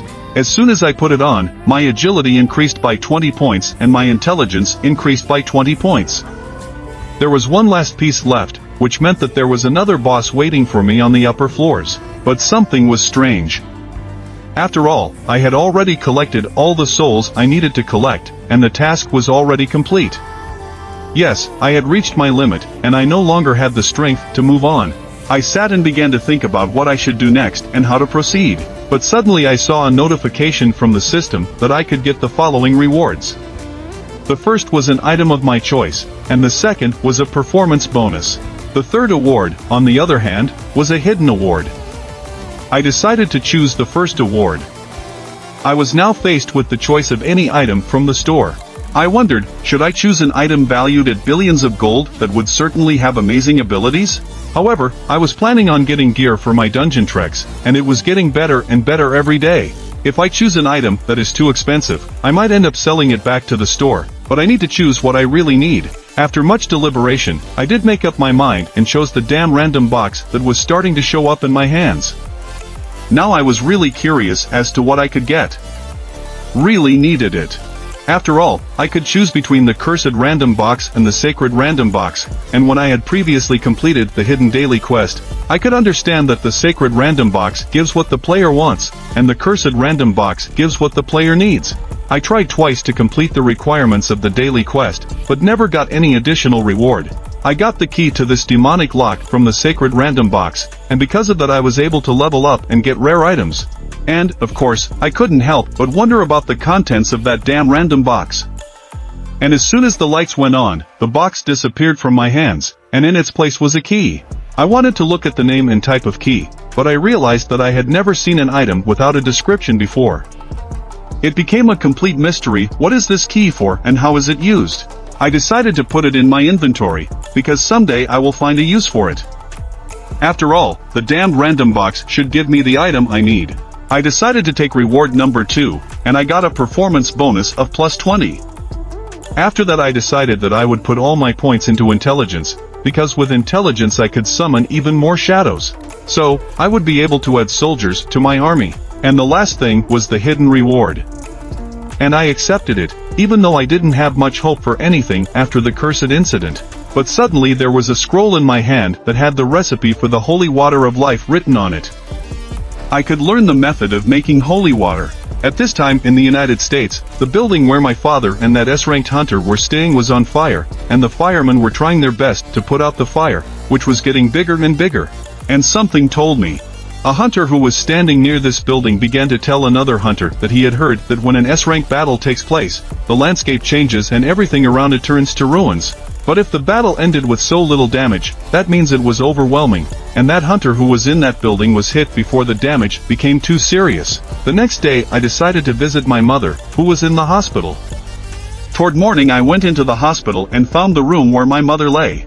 I watched her sleep and sat down beside her. I pondered about that scroll and the sacred water I could get in that dungeon. I had an idea, but I didn't know if I could make it happen. That object announced that it is a mysterious potion, which can cure any disease with the help of powerful magic. The effect will manifest itself only after the entire bottle has been used. I received this item for completing a quest, a potion that can cure any disease. I knew I could save my mother, so I needed to gather 3 ingredients to create the holy water of life. I got a fragment of the water of peace after defeating a volcano on the 50th floor. I also got the spring water of the deep forest after defeating the Methuselah on the 75th floor. And the last ingredient is the purified blood of the Demon King. And I haven't found the last ingredient yet, but it was pretty clear to me where it was. On the top floor of the building, probably the final boss of the demon castle, on the top floor. So if I cleared the demonic castle, I could collect all the necessary ingredients for the holy water of life. While I was going through the demonic castle for a week, I picked up 16 levels. Now that I'm around rank S, I have nothing to fear. My mom had to wait a little longer. After all, I was determined that I would soon solve this puzzle. At the same time, the Korean Hunters Association was on the news that there was a huge uproar in the United States after a mysterious explosion at the American Hunters Bureau, and it was rumored that the incident was caused by an altercation between S-rank hunters. The guys who were sitting near this TV started talking amongst themselves that it was the end of the world, because hunters were the problem. But the girl who was sitting next to it started telling the assistant manager that a hunter had come, and as soon as that manager turned his head, he saw a guy standing in front of him. And he started whispering in the ear of the girl who was sitting next to him that from time to time there are hunters who can't accept reality. They think they are deceived, and it turns out this man is, too. He thought, girl, after hearing this. The assistant manager started whispering to the girls that he was going to be a nasty man. So I'll just explain to him that he has to cover the costs and escort him to the reassessment room. The girl understood what she had to do, but the assistant manager decided to pester me to see if I was the hunter who came in. But soon after the manager saw that I had come, he began abruptly calling his boss, the head of the guild, and saying that the hunter he had asked about earlier had come. The head of the guild instantly got serious and realized that the guy who had just applied had come to see him. I came to re-evaluate my rank, and the girl, smiling at me, said she would take me to another room where I could do what I had come to do. A little later I sat in the waiting room and realized that nothing had changed here since last time. Those guys who were sitting with me, some were very nervous, and others started cheering up those who were excited and saying that a few people's lives had been turned upside down. However, this doesn't happen very often. But if he passed with a given rank or higher, the scouts who were around would take notice of him, and they were all from different guilds. And as the small ones are short on people, they wait here and try to recruit hunters as soon as they are graded. These guilds are best not to join, because the small ones are often taken without stock and have a high mortality rate. I sat next to them and heard this conversation, and realized that from the small guild's point of view, there was nothing they could do about it. After all, they can't sit idly by running dungeons, but at the same time they lack the skill to defend high-ranked dungeons. So it's not surprising that accidents happen so often, but I understood that in my day they didn't. We watched as the girl kept going in and out, calling for more hunters to rush in. But the guy standing next to me kept telling me that you needn't worry if you get rid of the expectation, and as long as you don't get hurt, feeding yourself won't be a problem. The fellow sitting nearby, however, was nervous and said he would get an advance if he joined the big guild and could pay off his debt so he could live with his daughter again. He hoped he would at least get a promotion. I looked at him askew and realized that wounds do change a lot of people's lives after all. A hunter's strength is determined by his rank, no matter how much he practices with the ball or trains his body. It's not easy to make up for the difference in rank. Nor can you ignore the income difference, even Mr. Song, who couldn't stand up to the warden because of that difference. I realized that I had been raiding for many years, but I had never been able to go beyond my rank. But now it would be different. Soon the guy who came in last came back. He had a horrible face and started saying he was Irang. The girl told him to go next, but suddenly she turned her attention to the guy who was sitting next to me and asked if he wasn't bad, because he didn't look good. But the man replied that wasn't the point. He was a little worried and said he didn't want to go first. Since I was next, I went up and went into the room where there was a big glowing ball in front of me. When the girl asked me for my full name, I introduced myself to her, saying that my name was Sun Jinwoon. She saw on the monitor screen that I had already been ranked and asked me why I had come for a reassessment. I replied that I was, and she wondered why only ranks always come in for re-evaluation. She asked me to put my hands on the dark crystal and wait. As soon as I placed my hand, the crystal began to lose its light and turn black. The girl was looking at her monitor and didn't understand what was happening. She thought it was some kind of error and asked me to wait to try to reboot the system. Soon, however, nothing worked, and she started telling me that this had never happened before. She apologized and asked me to try again. But soon nothing worked, and she didn't understand what was going on with the machine. But suddenly a guy came into our room and asked the girl why she was alone. The girl replied that her partner had gone to the bathroom, because he always leaves his post during rush hour. He started to ask what the problem was, and the girl replied that there was some problem with the detector. But the truth is, this guy came here because he was curious about what the Yoon Run was making such a fuss about, and he decided to find out if there really was something here. And he realized that there couldn't be. After all, reawakening is not something commonplace, and that was 3 months ago. And then the whole association was in turmoil over the events that may have happened that time. The head of the monitoring department went to him personally, but found nothing. The girl showed that the system kept giving an error, but suddenly that guy went into shock at one point and started asking the girl if she had worked here long. She said about 6 months and didn't understand why he was asking and hoped she hadn't done something wrong. The guy wondered about 6 months, and the fact that after the Hunter incident about 2 years ago, this is the first time this has happened. No wonder the rookie doesn't know. That guy ordered the girl to get Mr. Chang here quickly. That guy started saying that the bathroom wasn't the most important thing right now and everyone should get Chang here quickly, but no one understood why the manager was so worried. They decided to ask him what was wrong. The manager began to answer that it wasn't a mistake, but an immeasurable power, which meant that their detector couldn't measure his magical power. They soon realized that this man standing in front of them was the 10th in South Korea and he had an S rank. At the same time on the street, the association hunters were asking another about Hwang Dong-soo, a hunter from the Elga scavenger hunt. And they wondered if it was true that he was not related to the recent Red Gate incident. The fellow from the Hunters Association replied that Hunter Hwang Dong-soo had not helped the White Tiger Guild, despite their suspicions. He assured that he himself had been at the scene of the incident, but he hadn't fully stayed there, so he didn't know all the details. To this the fellow replied that of course he would not say a word until he was sure of the information.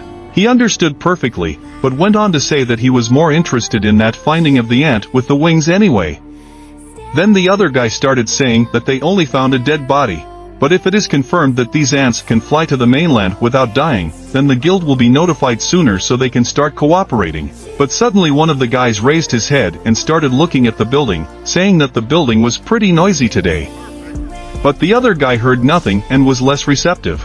There are probably some new hunters in there who made some noise because of their rank. They decided to go check it out. They were very curious as to what was out there. But the guy from the Hunters Association realized that his interlocutor sensed it, but because of the good impression he was making, he had almost forgotten what kind of man he was. They started telling me that it was impossible to measure my strength with their detector, and they had to get permission from their superiors to use a more accurate detector. They asked me if I could visit them again in 3 days, and I agreed. But as soon as I came out of that room, those guys who were near the entrance had horrified faces. Because some of them had definitely smelled what I had been told, that my powers were impossible to measure, and they realized that I was an S-rank guy, and word was getting to them. But they couldn't imagine being able to see the immeasurable with their own eyes. And those guys who were standing around extracting their guild's new hunters were nervous. Some of them thought they had some influence and wanted to lure me into their guild, but others immediately turned around and started walking away. After all, their guild didn't have enough money to negotiate with such high randoms. But suddenly they saw that a hunter from South Korea's best guild began to enter the building, and they couldn't understand why the man calling himself Absolute Weapon was here. I look at this guy and realize that this man is John, and they say that with his higher level magic he can easily destroy a building with just one spell. It's that hunter known as the Ultimate Weapon, and that's the reason I have the nickname. Those guys from the different guilds were looking at us and started speculating that maybe I had already joined the Hunters Guild, since the top hunters had already heard about him, and it wasn't surprising that the head of the hunters came to meet him in person. But the guy from the Hunters Association, looking at me, realized that I really was still an S-rank at the last meeting. The hunter, dubbed the Absolute Weapon, was adjusting his glasses and pondering the uproar caused by the immeasurable result. He realized that I, who was in front of him, was the 10th man in this country. But once he took a closer look at me, he realized that he didn't need a doctor, and without a doubt, I was definitely a rank S, and there was no need to wait 3 days.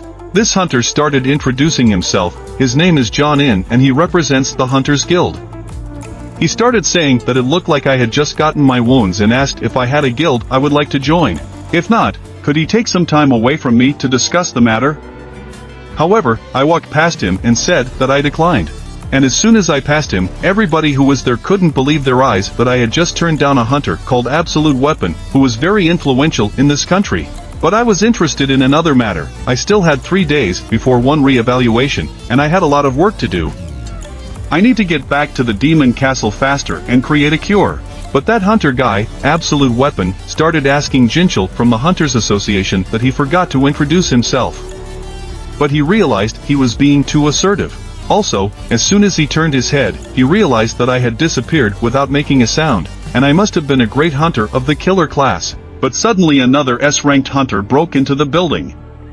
He was too excited, because he understood that if I joined the hunters, not only would they have 3 S-rank hunters, but they would also be on par with the best guilds in the whole world. But these guys didn't understand what the head of the White Tiger was doing here. The hunter with the glasses understood that there was a huge distance between the White Tiger Guild buildings and the Hunters Association building, and looking at the way he was panting, you could tell he had run all the way here. It turns out that the head of the White Tiger knew about the guy and what was going to happen here. He finally realized that the incident that happened during the White Tiger Guild training with that mysterious assistant meant that he was Sun Jinwon's hunter. The head of the White Tiger did not leave him alone, for he could not stop him. The hunter, whose name was Absolute Weapon, began to feel doubt after seeing his attitude. It was safe to say that he was not the kind of man who would be easy to get. The head of the White Tiger realized that he was too late, and he was also upset that of all people he had been caught off guard by this particular Agatha who had just left, and now things had become much more difficult for the White Tiger Guild. But by evening I was already back at the hospital, where my sick mother lay. I looked at her, and it seemed to me that she could wake up at any moment. The eternal dream, the dream from which it is impossible to wake, was a disease, an epidemic that broke out after the appearance of my brother. I knew I could save my mother, and all she had to do was wait a little longer. I started to walk out of the room and thought about how I needed to get stronger, and if I was so strong after the middle floors, I wouldn't be surprised after the top floor. As I go up, my level goes up, too, but still, I should have a chance. Suddenly I saw a guy from the Hunters Association, and he started asking me questions about what happened that day. I was the one who had defeated the monsters in the double den, and thanks to me he could see that he had been wrong earlier. But I looked at him and didn't understand why we were meeting again. But he went on to say that the main job of his oversight department was to work with people, not monsters, and in other words, they should identify and punish law-breaking hunters. After that I told him that if it was possible, I would like to stay away from the Department of Oversight. He replied that they don't exist, that's the only thing holding back hunters, but that's nothing to S rank. He also said that someone would like to meet with me and asked if I could spare him some time. The chairman of the Hunters Association was waiting for me, and as soon as we walked down this long hallway, I met a man in front of me who extended his hand to me and said he was very pleased to meet me. Soon he asked me to sit down and talk. I looked at him and saw a terrifying strength. And even though he was in his 80s, he had the sturdy build of a retired wrestler. And not to mention the fact that he had an S rank and wasn't that easy. He decided to congratulate me on my S rank, but I told him that I still had to be re-evaluated. And he started saying that, in truth, reassessment doesn't make sense, because a more accurate detector should help them segment the results. And it's not an out-of-band measurement tool. And even if they could measure outside the current range, it would still be impossible to distinguish S rank from SS rank or SSS rank. And then I wondered why they were asking about the need for a reassessment procedure. The man started to tell me that it was just to buy them time, but I didn't understand what that meant. So he began to say that to buy us time to meet the same S-rank hunters. He went on to say that there weren't many talented people like Chief Wu Jinshul who wanted to join the association, as I might already know, in the Hunters Association. While the top guilds can guarantee hunters great fame and a corresponding salary, there are people who can name all the major members of the top guild rating teams, but few may not know them. Jinshul is one of the best among the A ranks. That's why they created a little loophole and set up meetings with talented rank hunters. The real point of the negotiation was that the man got right to the point and said that since they were not a large corporation, they could not promise me a lot of money. However, they could help me in other ways. I was interested in what they meant, and he said that they could help Jinwoo, the success hunter, find another way. This country is not currently governed by the government, but by hunters who protect citizens from monsters. They are subordinate to the hunters' associations. By doing so, I would be able to be on par with them, shoulder to shoulder. At this point I thought about his suggestion and realized that he was talking to me about power. I wondered why he was suggesting this to me. The chairman began to speak to me and asked if I knew of the top 5 guilds that exist in this country. The balance of this country is currently maintained by 5 pillars: the Hunters, Glory, White Tiger, Reaper, and Knights. However, if I join any of these guilds, the balance will crumble and the country will descend into chaos. The law and the system of ordinary government power are not strong enough to keep hunters in check. That's why a hunters association is needed, and monsters aren't the only creatures hunters fight, they're monsters too. Ultimately, this chairman waited to see what my decision would be. I wondered. After all, it wasn't a bad proposition for me. And anyone who supports the chairman would be on the path to success. The National Assembly of Government, Associations and the media will support the idea. It's hard to find an area where the chairman wouldn't have influence. This chairman has been amazing, and so have his skills. Even though I have been upgrading all along, the strength of our skills is now about equal, and such an opportunity is not unattainable. Also, the Hunters Association is not the only organization different from the rest. It is necessary in this country. I have noticed that Gostak is short on time and needs a successor who will inherit his position. I decided to go up and apologize to him after all. And at that moment, the chairman realized what I was about to say to him. The chairman was wrong after all. He thought it was all about the money in the end. But I told him, full of determination and self-confidence, that I wanted to fight. And immediately there was a look of surprise on this chairman's face. He asked me again, do I want to fight monsters? I replied that I did. After all, the dungeon run by the association is E or D ranked, and the other guilds are not interested in them. And if I join the association, I won't be able to upgrade anymore. I can keep growing until I stop, and I believe my place is in a dungeon. It's the only place where I can feel stronger. The chairman was surprised by this and looked me straight in the eye. He realized that I was telling the truth. Not everyone can see what the hunter really wants. This chairman took hold of his heart and realized that he couldn't remember when he had felt anything like this inside him. He was surprised that his heart could still pound like that, and if he were only 20 years or even 10 years younger, it would be different. At the end, I told the chairman that I had my sister home alone and I needed to get back to her. In response, I heard the man thank me for my time. As I left the room, I told Chief John that his intuition had not failed him, because I wasn't the one who took care of the monsters in the double dungeon. But after these words, he wondered who could defeat them, and as soon as I left, the chairman began to tell his subordinate that when the healers and wiping magic began to appear, he thought he could regain his youth and say goodbye to that weary old body. That's what he believed, but he was wrong, and even advanced healing magic can't bring back his young years. Each of the top 5 guilds is increasing in strength at the moment, and their fighting power is already equal to that of an entire country. The moment the association loses its influence, they will become an uncontrollable weapon. But his subservience told him that the man who runs the association is himself the chairman. But the chairman believed that the association was necessary for it to last and prosper. He was useless, however, for the hunters must remain in the dungeons. And lastly, the chairman asked his victim to cancel all his meetings. But his assistant began to say that he still had a meeting with the ministers.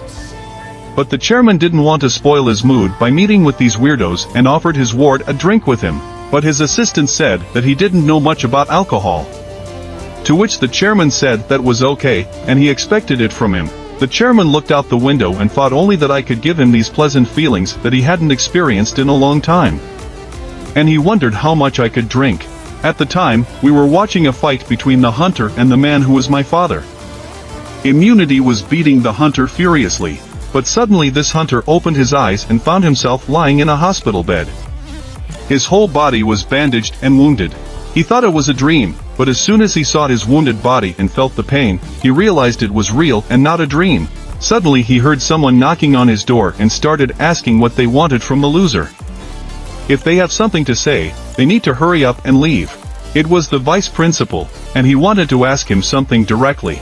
The deputy director started asking questions about who this man was who beat him up.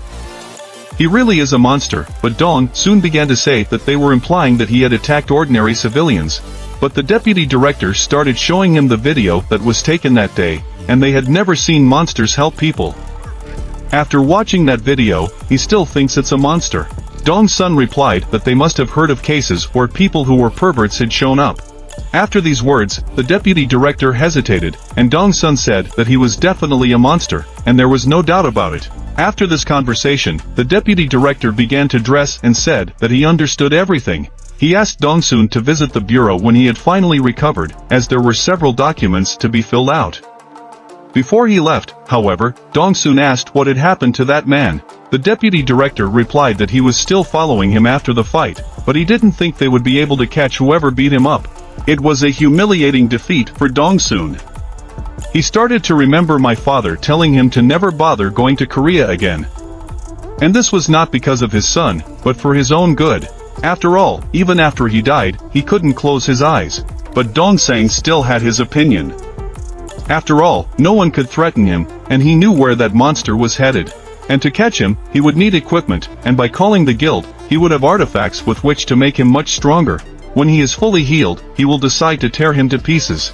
Late one night I was sitting in my apartment at my computer watching a hunter's auction online or offline.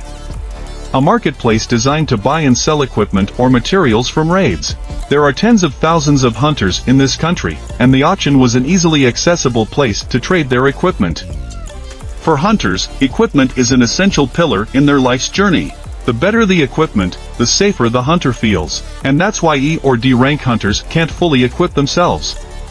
But that will change if they can join a stable and strong group. Since the equipment used by hunters is imbued with magic, even the sword used by a D rank hunter is worth millions of won.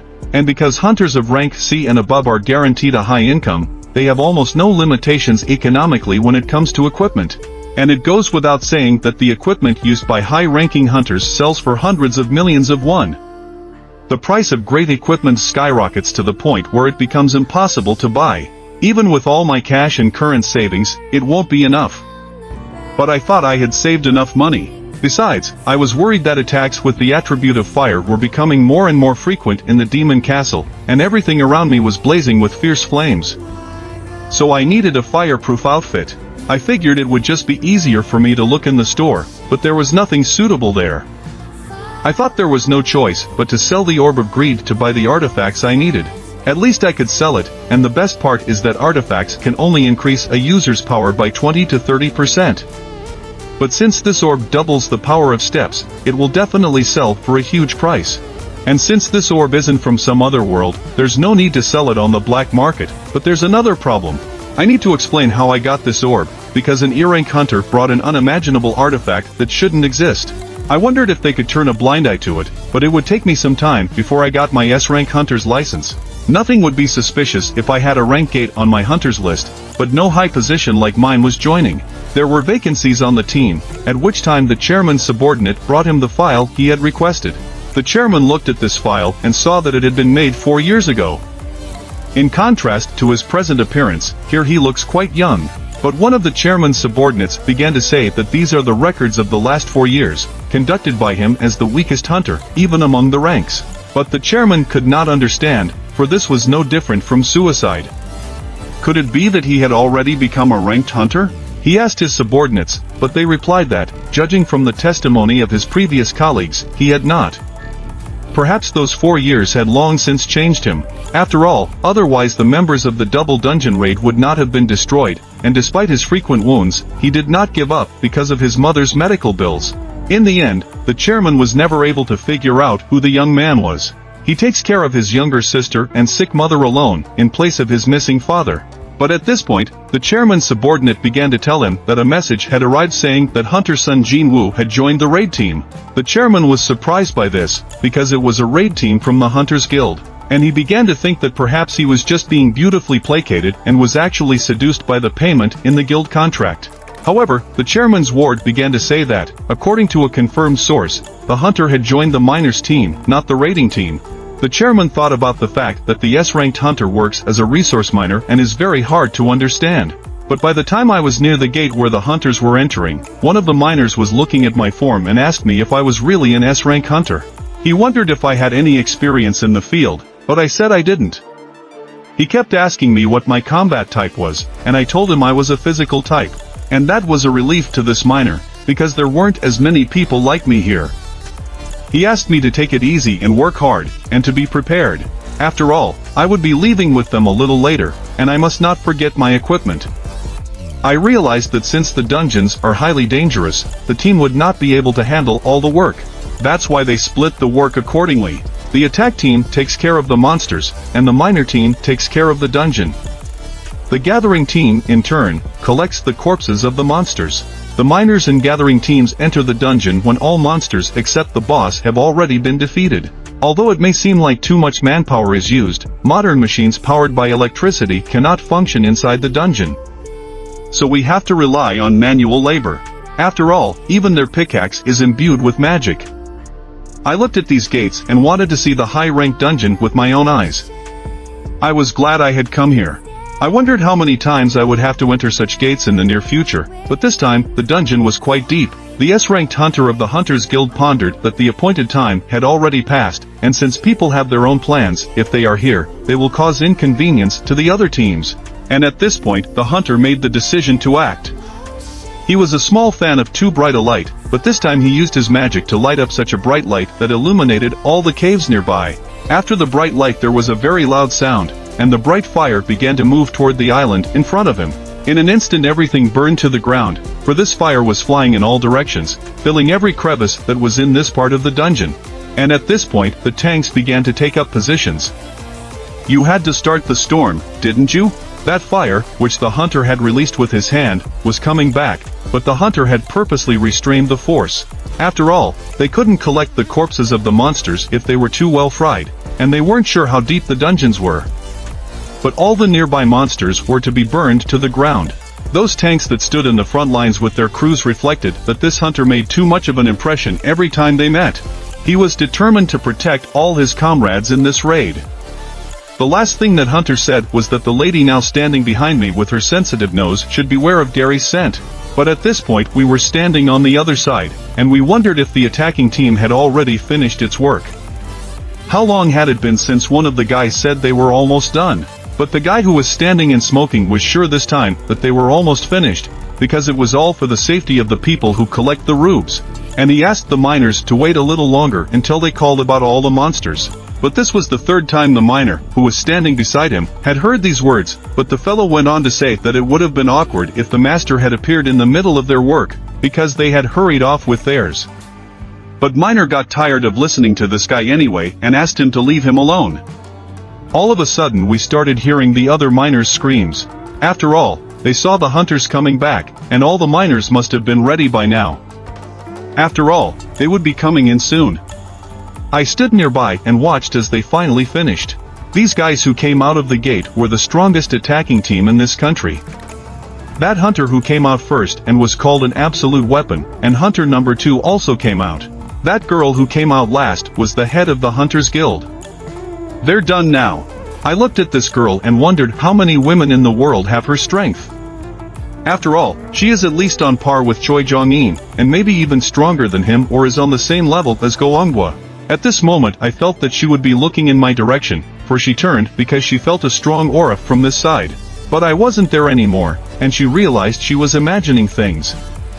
For a moment she thought the chairman was here, but the aura had vanished without a trace, and she realized that a busy man like the chairman would never visit such a place. I realized she was more observant than I thought. Suddenly one of the miners began to say that it was finally their turn, and everyone needed to put their best foot forward from inside the gate. The ranks turned out to be huge early in the gate, determined by non-drone monsters and the assessment of waves of magical energy. If waves of magical energy are rated high, then the size of the dungeon must be appropriate. The size of the dungeon and the amount of magical energy is what determines the rank of the gate. Even if there are only a bunch of low-level monsters inside, the gate can release a wave of high-level energy. However, if the dungeon is filled with hordes of weak monsters, the gate will not be able to release a wave of magical energy appropriate to its rank.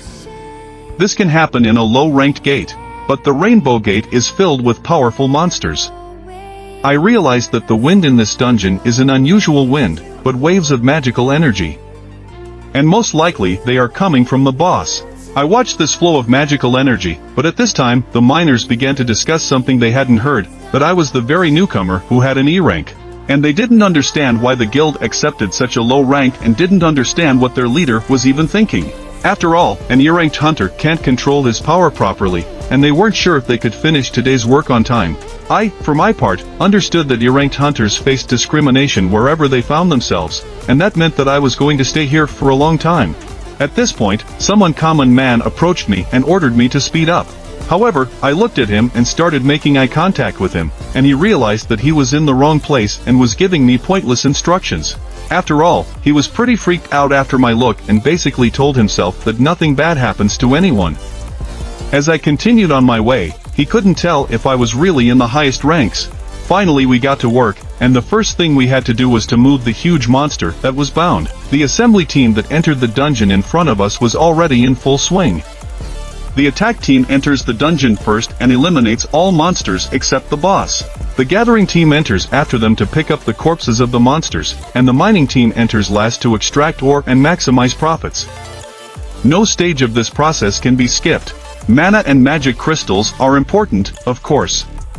But even the corpses of a high-ranking monster are considered profitable because they can be used as materials for various gadgets, bone, skin, and so on. There is nothing in the corpse of a high-ranking monster that goes to the trash. That's the difference between low-ranked and high-ranked monsters in dungeons. I was looking at one of the monsters that got tied up, and I couldn't believe that even a monster corpse could make any profit. And when they extract possible sources of revenue, the attacking team will finally kill the boss to close the gate. And these 4 items must be done correctly to declare a complete dungeon sweep. I was looking at all of this and one of the miners came up to me and started talking, which I must have been stunned. After all, this was my first trip to a high-ranking dungeon, and I told him that the monsters were much more dangerous than I expected. All the monsters except the boss were destroyed. I asked the miner, and he told me that this was indeed the case. He warned me that if I killed the boss now, the gate would close. Therefore, until the gathering team and the miners team finish their work, the boss will remain untouched. At this point I asked him what would happen if the boss left his abode, and he replied that there was very little chance of that happening, but that everyone here would bid farewell with their lives. I wondered if they were afraid of such a terrifying monster behind them. He replied that he wasn't afraid at all, because he had been working here for 3 years, and not a single accident had occurred in those 3 years. I realized that sometimes ignorance is a blessing. Even if the boss is asleep, he releases enough magical energy to make his body tremble with fear. This boss is about the same level as the volcano I recently defeated, and I was impressed. The hunters who sweep this dungeon are capable of killing bosses like this. While their organization and rank are impressive too, and that's why there are no accidents here, and they can safely clear a dungeon like this. It's not just the power of human resources, it's also the skill and knowledge gained through a lot of experience. A little later we got to work, and this is how we chopped these crystals with our picks. They were flying in different directions. The miners who were watching me couldn't understand how I could work so well, because they were told it was my first time. They could not believe that I was really an E rank, for my level of work was unusually high. One of the miners, of course, decided to check my face, and he would never accept a stranger without first checking his papers. But what they were seeing now, he could not explain. They kept looking at me and the way I worked, but they didn't realize that I was very strong, and that such a job was nothing to me. But they still wondered if I was really a miner, blessed by heaven itself. Soon it was time for lunch, and we decided to take our first break to eat. One of the miners came up to me and asked if I wanted to go and rest. But I replied that I was fine, and that I had already eaten. Once the miners left, I was finally alone, and I couldn't let the opportunity pass me by. I had an hour of free time, so I decided to just take a quick look and come back. I didn't run much like that, and the first person I encountered was a huge monster that was in the shadows. The only thing I could see was that it was too big, and it had one eye that glowed red. I realized it was a boss and a giant, and it was definitely stronger than Mattis. I decided to get ready and realized that my current strength should be enough. But my conscience told me that this was wrong, for the gate would begin to close as soon as I killed the boss, and the hunters would suffer great losses. But suddenly I heard a voice behind me asking what I was doing here. She asked me her question again, and at that moment I decided I had better hide my blade before she noticed. After all, it was too close. I started to tell her that I was lost and somehow ended up here, but she looked in my direction and realized that I was on the miners' team. She started telling me that there was a bad boss here and I needed to leave this place. I understand that this girl is unusual, because she managed to come up behind me, but suddenly she looked at my hand and couldn't figure out what had happened. Maybe it was a hallucination? After all, she definitely saw me holding a gun. Soon she told me to leave quickly and warned me that if I provoked the boss, a lot of people would die. I apologized and started to walk away, but just as I passed her, this girl smelled something and asked me to stop for a second. As soon as I turned toward her, she approached me and started sniffing me. At this point she realized that she didn't feel anything, but I asked her if there was any problem. I heard her question in response, and she asked, "Am I really a hunter?" As soon as she picked up my card, which was hanging on my chest, she unfolded it and saw that I was a rank hunter. After that, she realized it wasn't worth wasting my time and told me to be careful since we were still in the dungeon. As I started to walk away, she looked at my back and started to wonder why I was giving off that smell. Maybe it was because I was too low ranked, but more likely she realized that I just had a nice smell. A little later we were walking with the miners I joined, and I told them I'd gotten lost and met the huntress. They were glad of that, for not many people got to talk to her. One of the miners began to tell me that Huntress Cha had gone on patrol because she was worried that the boss might leave his lair, and she was patrolling even during her break. She is a very cautious girl. At this point I realized how she got there. The miners' team laughs at her because they've never seen the boss or felt his magical power. Of course, the members of the attacking team are worried, and they know how scary the boss is. I also heard from one of the miners, who began to say that Huntress Cha can smell certain hunters, and it's apparently quite unpleasant. They say it's some kind of unique physiology. I started to think about why she was covering her nose with a handkerchief, and I thought she was weird, but apparently it's hard for her to breathe around hunters. That's why she asked me if I was a hunter. It was similar to the occasion when the elf told me about the voice in our heads that keeps ordering us to kill people, but at that moment he didn't hear it in my presence. I didn't have a particular scent like the other hunters, and no voice was ordering the monsters to kill me. All this because I was a player and the only one who gets an advantage from the system. I wondered what it meant to be a player. A little later, when we were already out of the mine, one of the miners handed me an envelope and thanked me for my work. He started to say that I was very good because he thought I had brought backhoes or something when he saw me mining crystals. Thanks to me, they were able to finish the job 2 hours early, and they didn't think they could outrun the gathering team. This miner kept telling me that he had met many different people while working here, but this was the first time he had met someone like me, because I was very talented at mining. Normally he wouldn't suggest anyone, but he asked me if I would like to keep working under him, because he would be able to take care of me. I was grateful for those kind words, and I ended up telling him that I had another job, and it was a great loss, but he still had the guts to ask me to stay on tomorrow and work with them.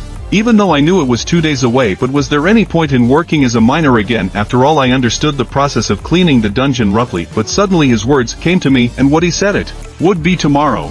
I asked that miner what the hunters were going to go to tomorrow, and he said it was another gate and a rank. Tomorrow we will be the B team instead of the A team. I realized that they were splitting their forces in half to clear the dungeon and ranks. After all, that was the system of the Hunters Guild. It was probably the only guild in Korea capable of splitting their forces into 2 teams to clear a dungeon, a rank. I asked Miner, where should I come tomorrow? But soon this miner told me that I had made the right choice and he would talk to the chief to double my pay. After all, they just have to increase the salary of a man who does the work for 5 people. At the same time, in one of the restaurants, Cousin began to ask Jin Ho why he had invited her to the establishment, but she did not understand. Why was there a pork brisket on the table? But he was already pretty drunk and started muttering something about what I had against roasted pork brisket. After all, I don't even know that this place unites him and his older brother in memories.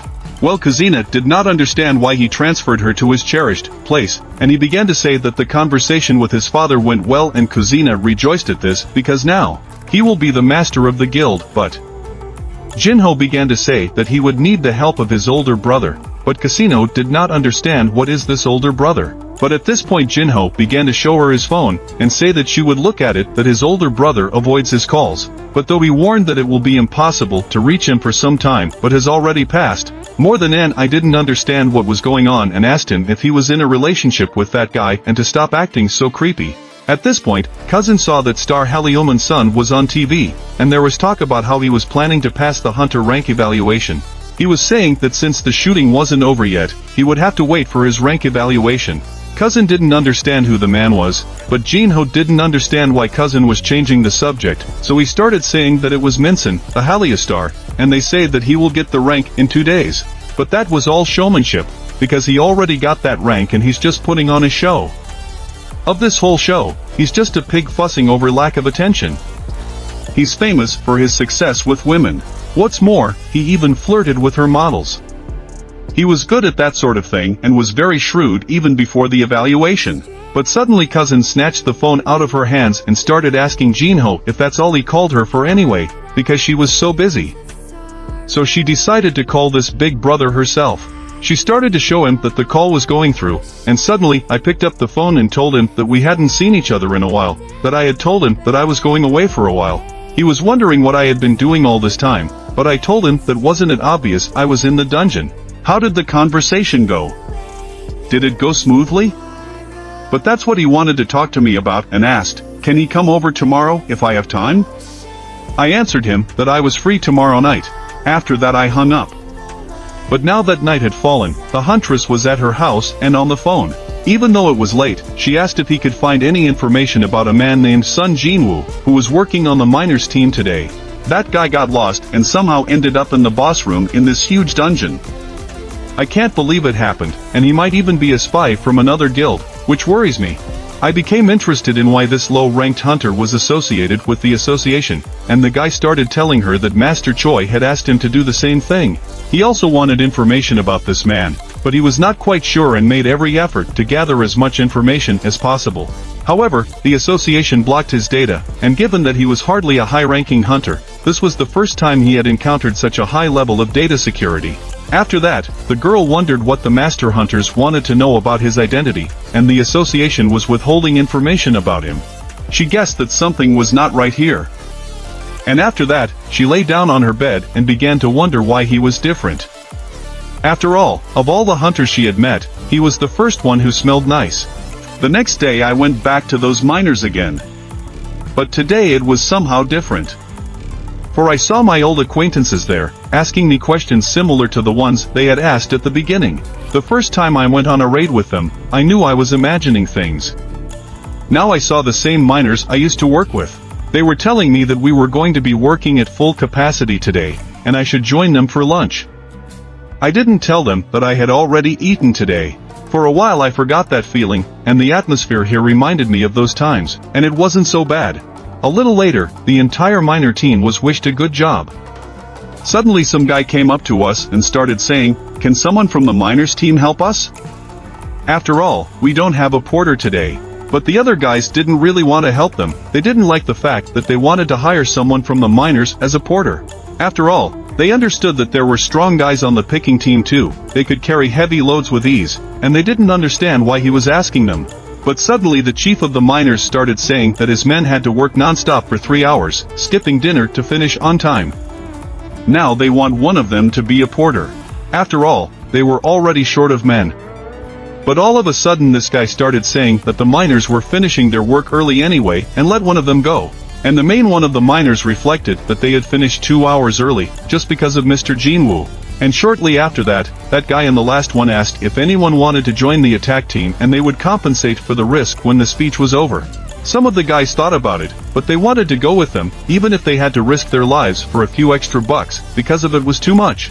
One of the miners started to say that they would hesitate even if it was in a low-ranked dungeon, but being a dungeon porter is too risky, and it's not a place for low-ranked hunters.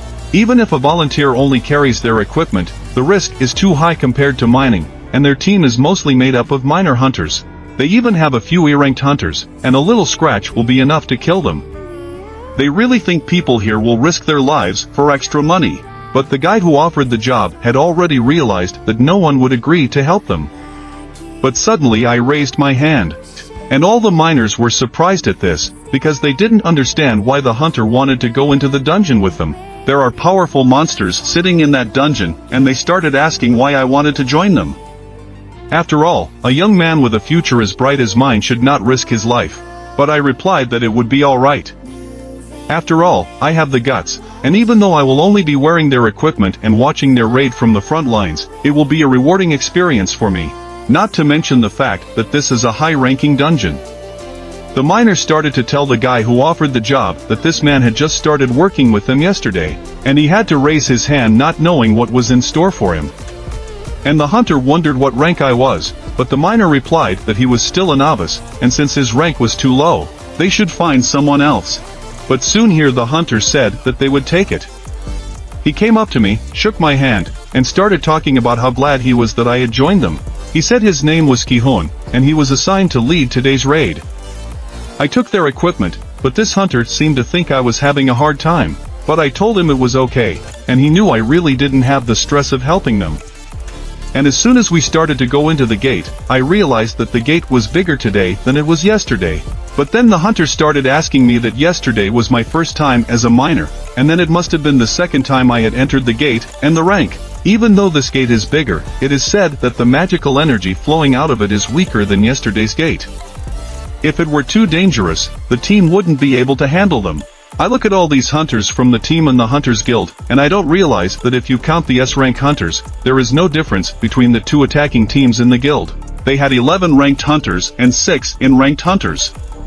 If it had been any other guild, they wouldn't have been able to split the members into 2 teams, and here we finally started going into that gate. I was walking the very last and began to think that the magical energy pouring out by the twist was definitely getting weaker when compared to yesterday's gate. The assessment of the association seemed wrong to me, and I wondered why I had the same ominous feeling I had when I stood at the red gate. But it's probably because I'm just nervous. I'm not even a member of the attacking team, and I just need to relax and not worry about anything. And already inside the dungeon, one of the girls came up to me and started telling me not to be nervous, because the leader and everyone else here are outstanding hunters. As soon as the girl stepped back, I looked at her and realized that she was an A-rank healer. Miss Juhi was also an A-rank healer, and if not for her injury, she would have fit in with a similar attacking group. The 6 hunters on this team are pretty close to A rank. About the Hunter Guild, there are 2 teams with similar strength. That healer girl started to say again that their team will take care of everything, so I have to stay in formation for now. After all, I also stay safe from any monster attacks. There was a saying, if Mach is hit, the tanks are responsible, and if the healer is hit, the team is responsible. If the porter is hit, the guild is responsible. So I can't be the monster's target until the team is down. A little later, we had already gone a little further down the dungeon, and the leader of this raid reflected on the fact that he had been assigned to lead the Hunters Guild attack team for the first time. But if today's raid went well, he would be officially appointed team leader. And he may not be head, like Choi John, or deputy head, but he's still one of the best A-rank hunters and he can do it. But at that same moment, all the hunters sensed something and started to turn the other way. I could see that this was preparation for battle without any instruction. This is the professionalism of the attack team, but we didn't realize what it was, moving right at us and would be able to do it. They were underground jackals, and the hunters I came with reacted instantly and began to fight them. Here we realized that they were weaker than us, and several times we easily began to destroy them. After the first pack immediately ran and the other heads of this raid jumped up with their swords and began to cut them. At this time, the mage who stood behind predicted everyone to duck, for she was about to cast a very powerful spell, and immediately began to attack those jackals. A few minutes later we easily destroyed them. In my head it was not clear what it was and why these monsters appeared in the dungeon. I wondered why they were so agitated, so I asked the healer what was doing them here. It turned out that they weren't supposed to be here, and everyone in the dungeon got really scared. Jackals tend to be the weaker monsters in this dungeon. They undergo natural selection, and most of them become food for the stronger monsters. Even when they join together in a pack, they cannot overpower the local monsters and survive here. But suddenly I noticed something strange on the neck of one of the jackals. It was the mark of a collar. I realized that these were unusual jackals. They were following someone's orders, and it turns out they just let the monster dogs loose on us. These dogs must have a high enough intelligence to tame them. Either way, they're hard to deal with. And perhaps, if my intuition is not wrong, the true dungeon dwellers are about to appear. And just as the head lifted his eyes, he saw some monsters coming out of the wall. The hunters began to shake before these monsters that stood before us. They were superior orcs, and the hunters did not understand how this was possible or why exactly they were here. A group of orcs stood right in front of us, and by the looks of them, they were very strong. As soon as they saw us, one of the orcs launched a spear, which flew straight at the head of the leader of this group. Weathered the spear case, with very high speed, but the leader had time to react and put his shield in front of him. As soon as the spear hit it, it bounced straight up and crashed into the rocks. The leader noticed that it was a very tremendous force, for his shield was simply shattered. But one of the orcs rushed after the spear, and he swung his big axe right at the leader. After that, all the other orcs started running right at us. One of the hunters used his provocation skill, but it didn't work because the clever orcs knew right away that they had to be destroyed first. However, the mages who stood behind us were confident in their strength and began to tell us not to worry, and after all, they are not to be trifled with.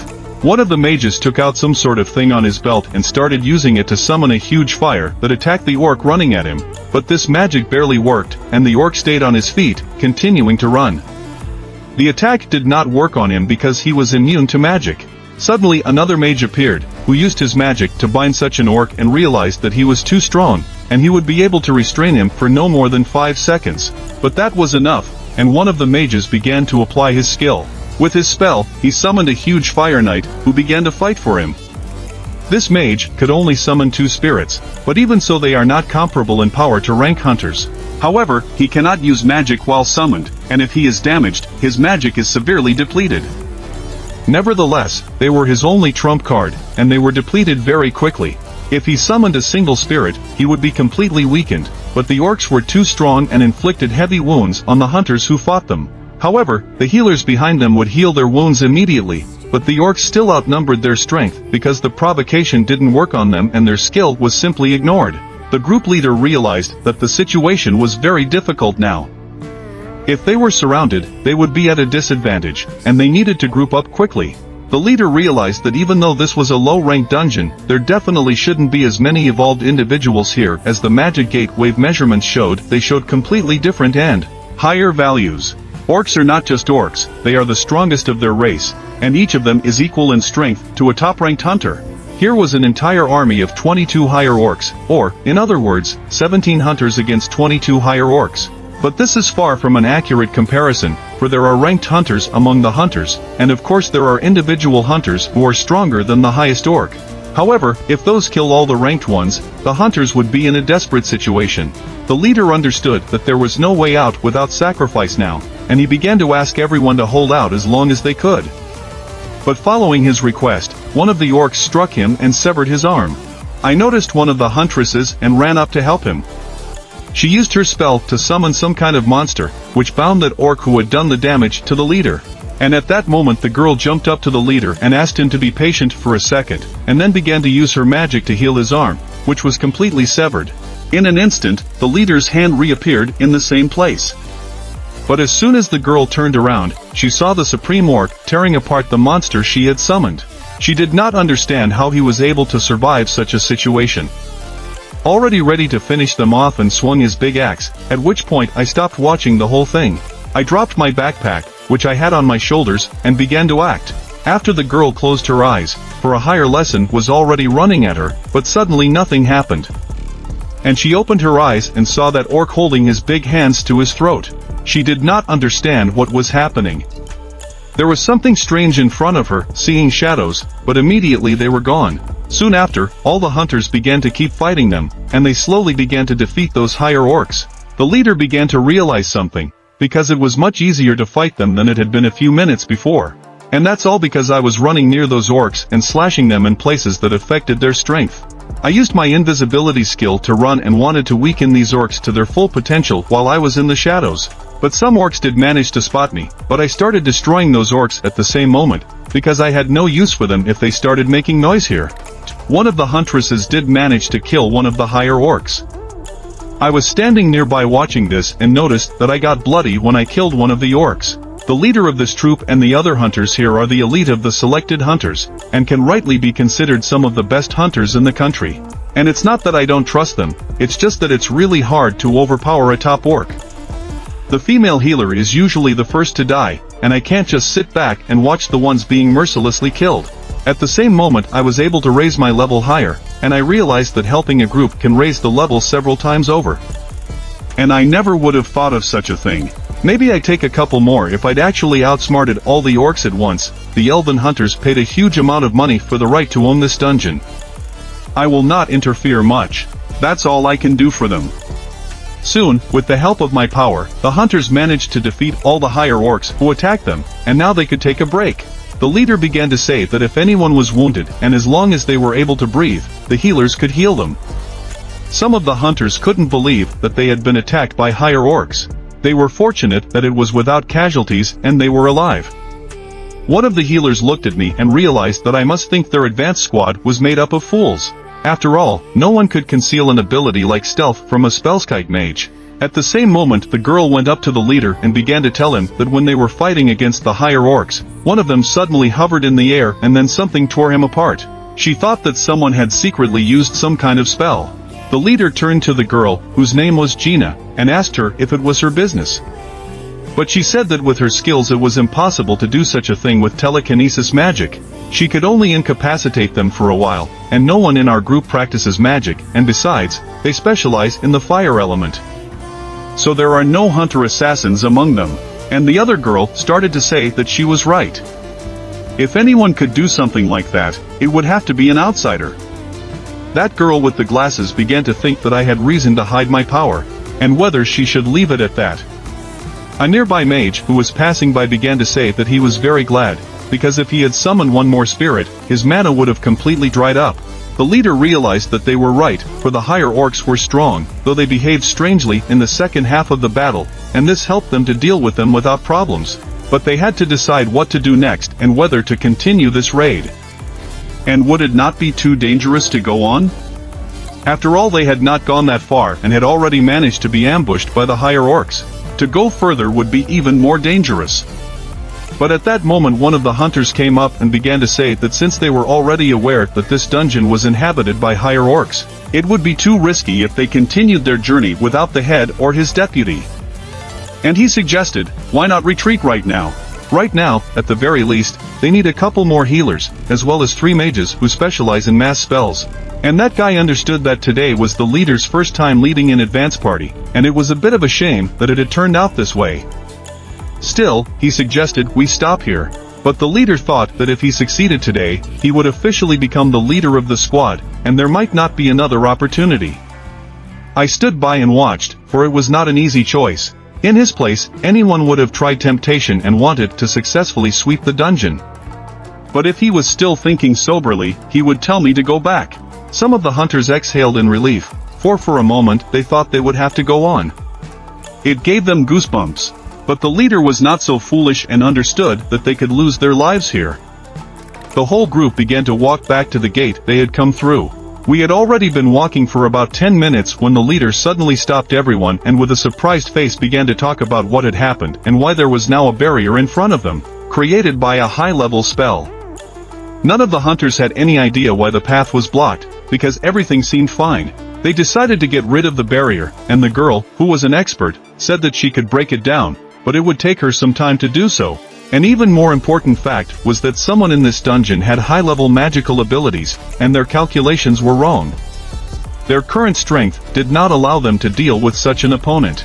Suddenly, however, strange things began to happen in the dungeon, and we all felt the power of this dungeon boss. The girl started shouting that we needed to hurry and break the barrier, but it would not be easy. I stood nearby and realized that the waves of magical energy were so strong that even the hunters couldn't feel them until this moment. It's a completely different level here, but why didn't we feel the strong magical disturbances when we were on the other side? The enemy boss just can't hide his energy.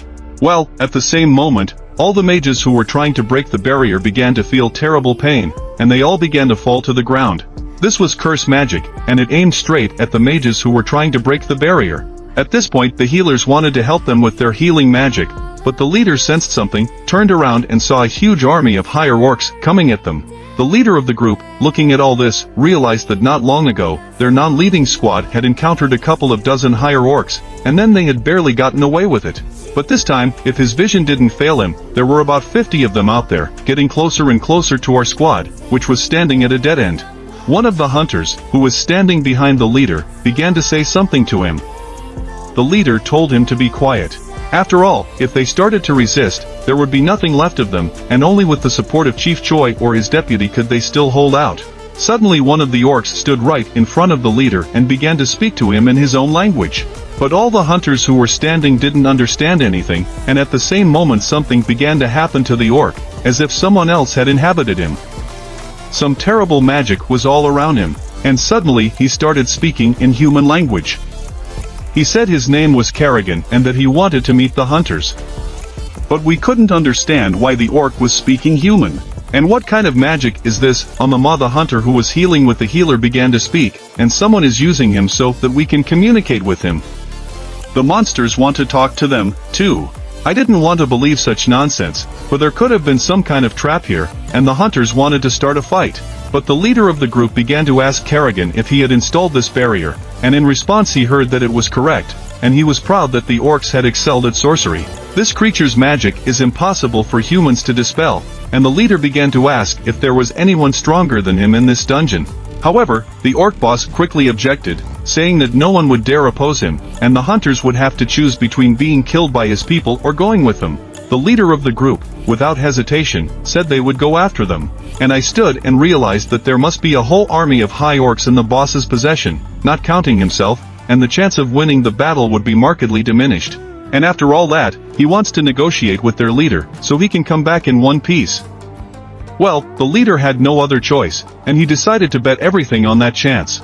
At the same moment, the leader started talking to me so that when they arrive at the boss's lair, they are going to suddenly attack him. And whether this idea succeeds or not, the boss's magic is sure to weaken, and when he shuts down, I have to go outside and call the main attacking group for help. But I replied to him that until they arrive, they're all going to get slaughtered. And is he going to bury his entire squad alive? But the leader replied that they must close that gate at all costs, and their lives would be the price. That is why the work of hunters is so highly valued.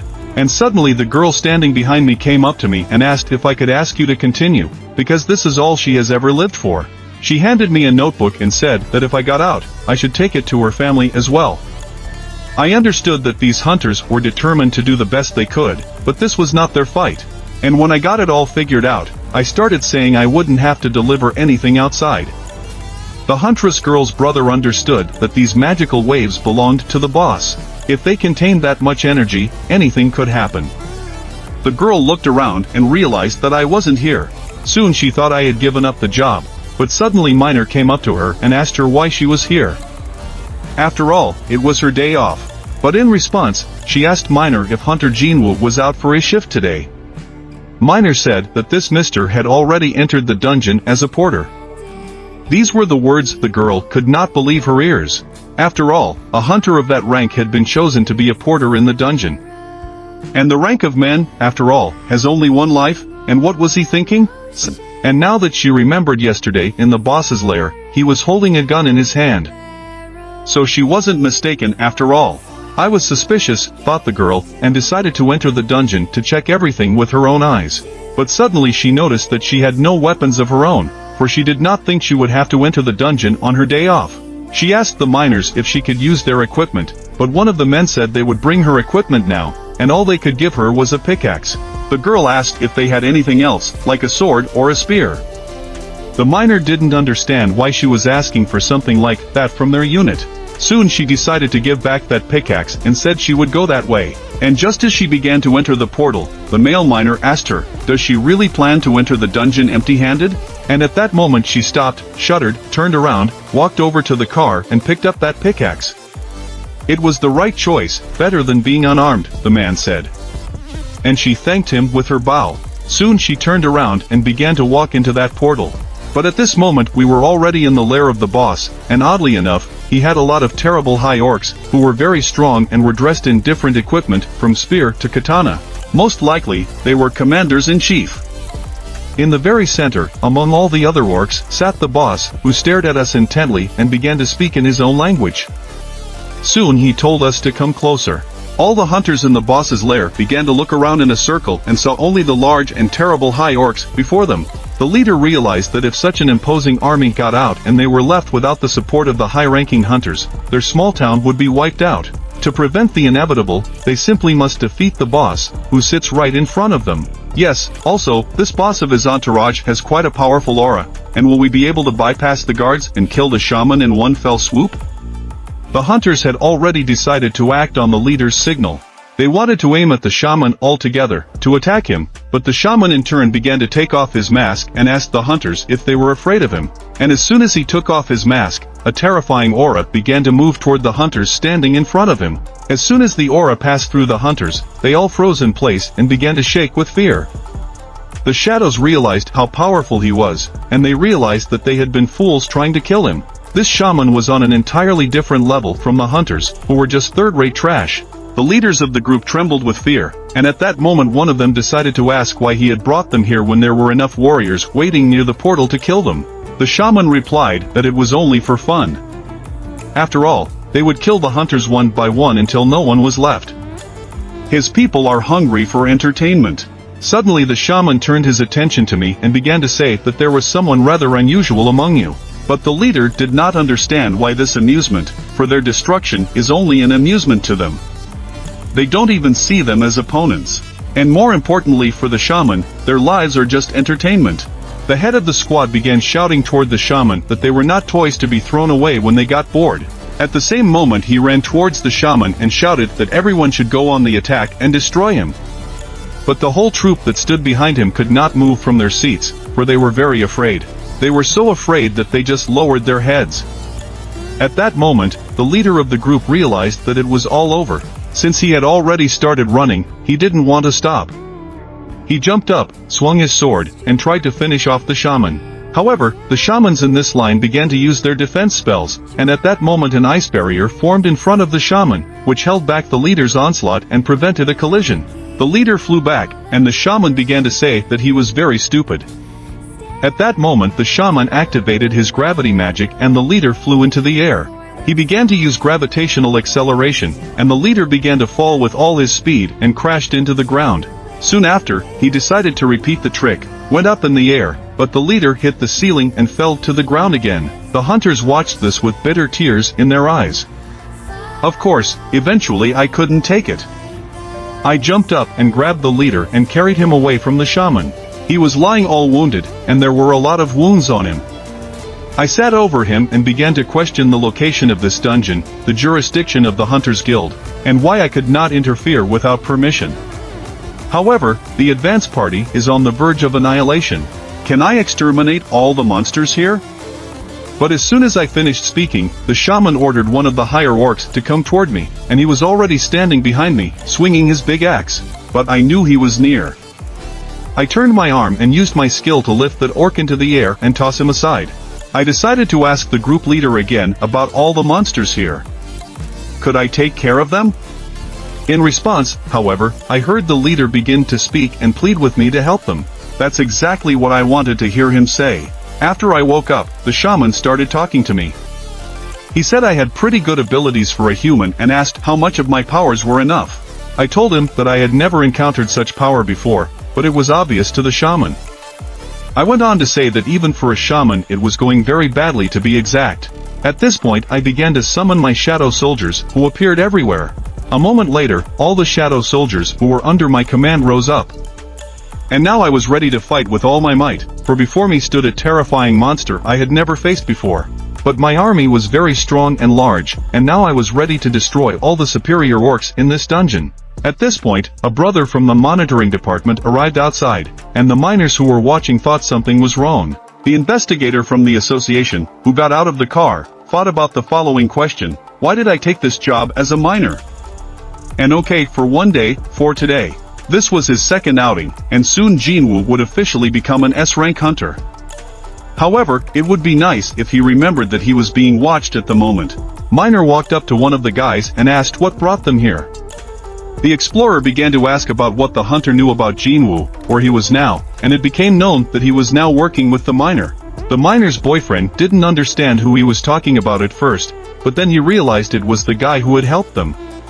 The miner passing by said he knew it anyway. After all, Jinwoo had the face of a true killer, and the creep looked at him like he wanted to kill him. It sent a shiver through his body, and he can't forget that awful feeling. Most importantly, the miner began to say that Jinwoo was in the dungeon at the moment, and that their porter couldn't get to work today. No one present dared to go to replace him, and that's when Mr. Jinwoo offered his candidacy. The investigator didn't realize what kind of man he was. First he had worked as a miner, and now he was a porter. Miss Cha was looking for him today, too, and then followed him into the dungeon. One of the miners started shouting, "Did that bastard kill somebody or something worse? Surely he's capable of it." But the investigator told him that he would not know the answer until tomorrow's news. And just as the group of investigators stepped back and began to approach the portal, in an instant the investigator felt a terrifying energy coming out of the gate. He couldn't believe it, for a moment he felt as if his body were about to explode. And at that very moment, they pulled out their calculating device, and soon they realized that this was the most dangerous type of rank gate, and the previous measurements were wrong. Considering this error, the current squad is in great danger, and of course there are now 2 rank hunters with them. Still, the investigators should go inside immediately. The huntress, walking past our first orc battle, could not believe her eyes that a group of leaders had handled so many higher orcs, and one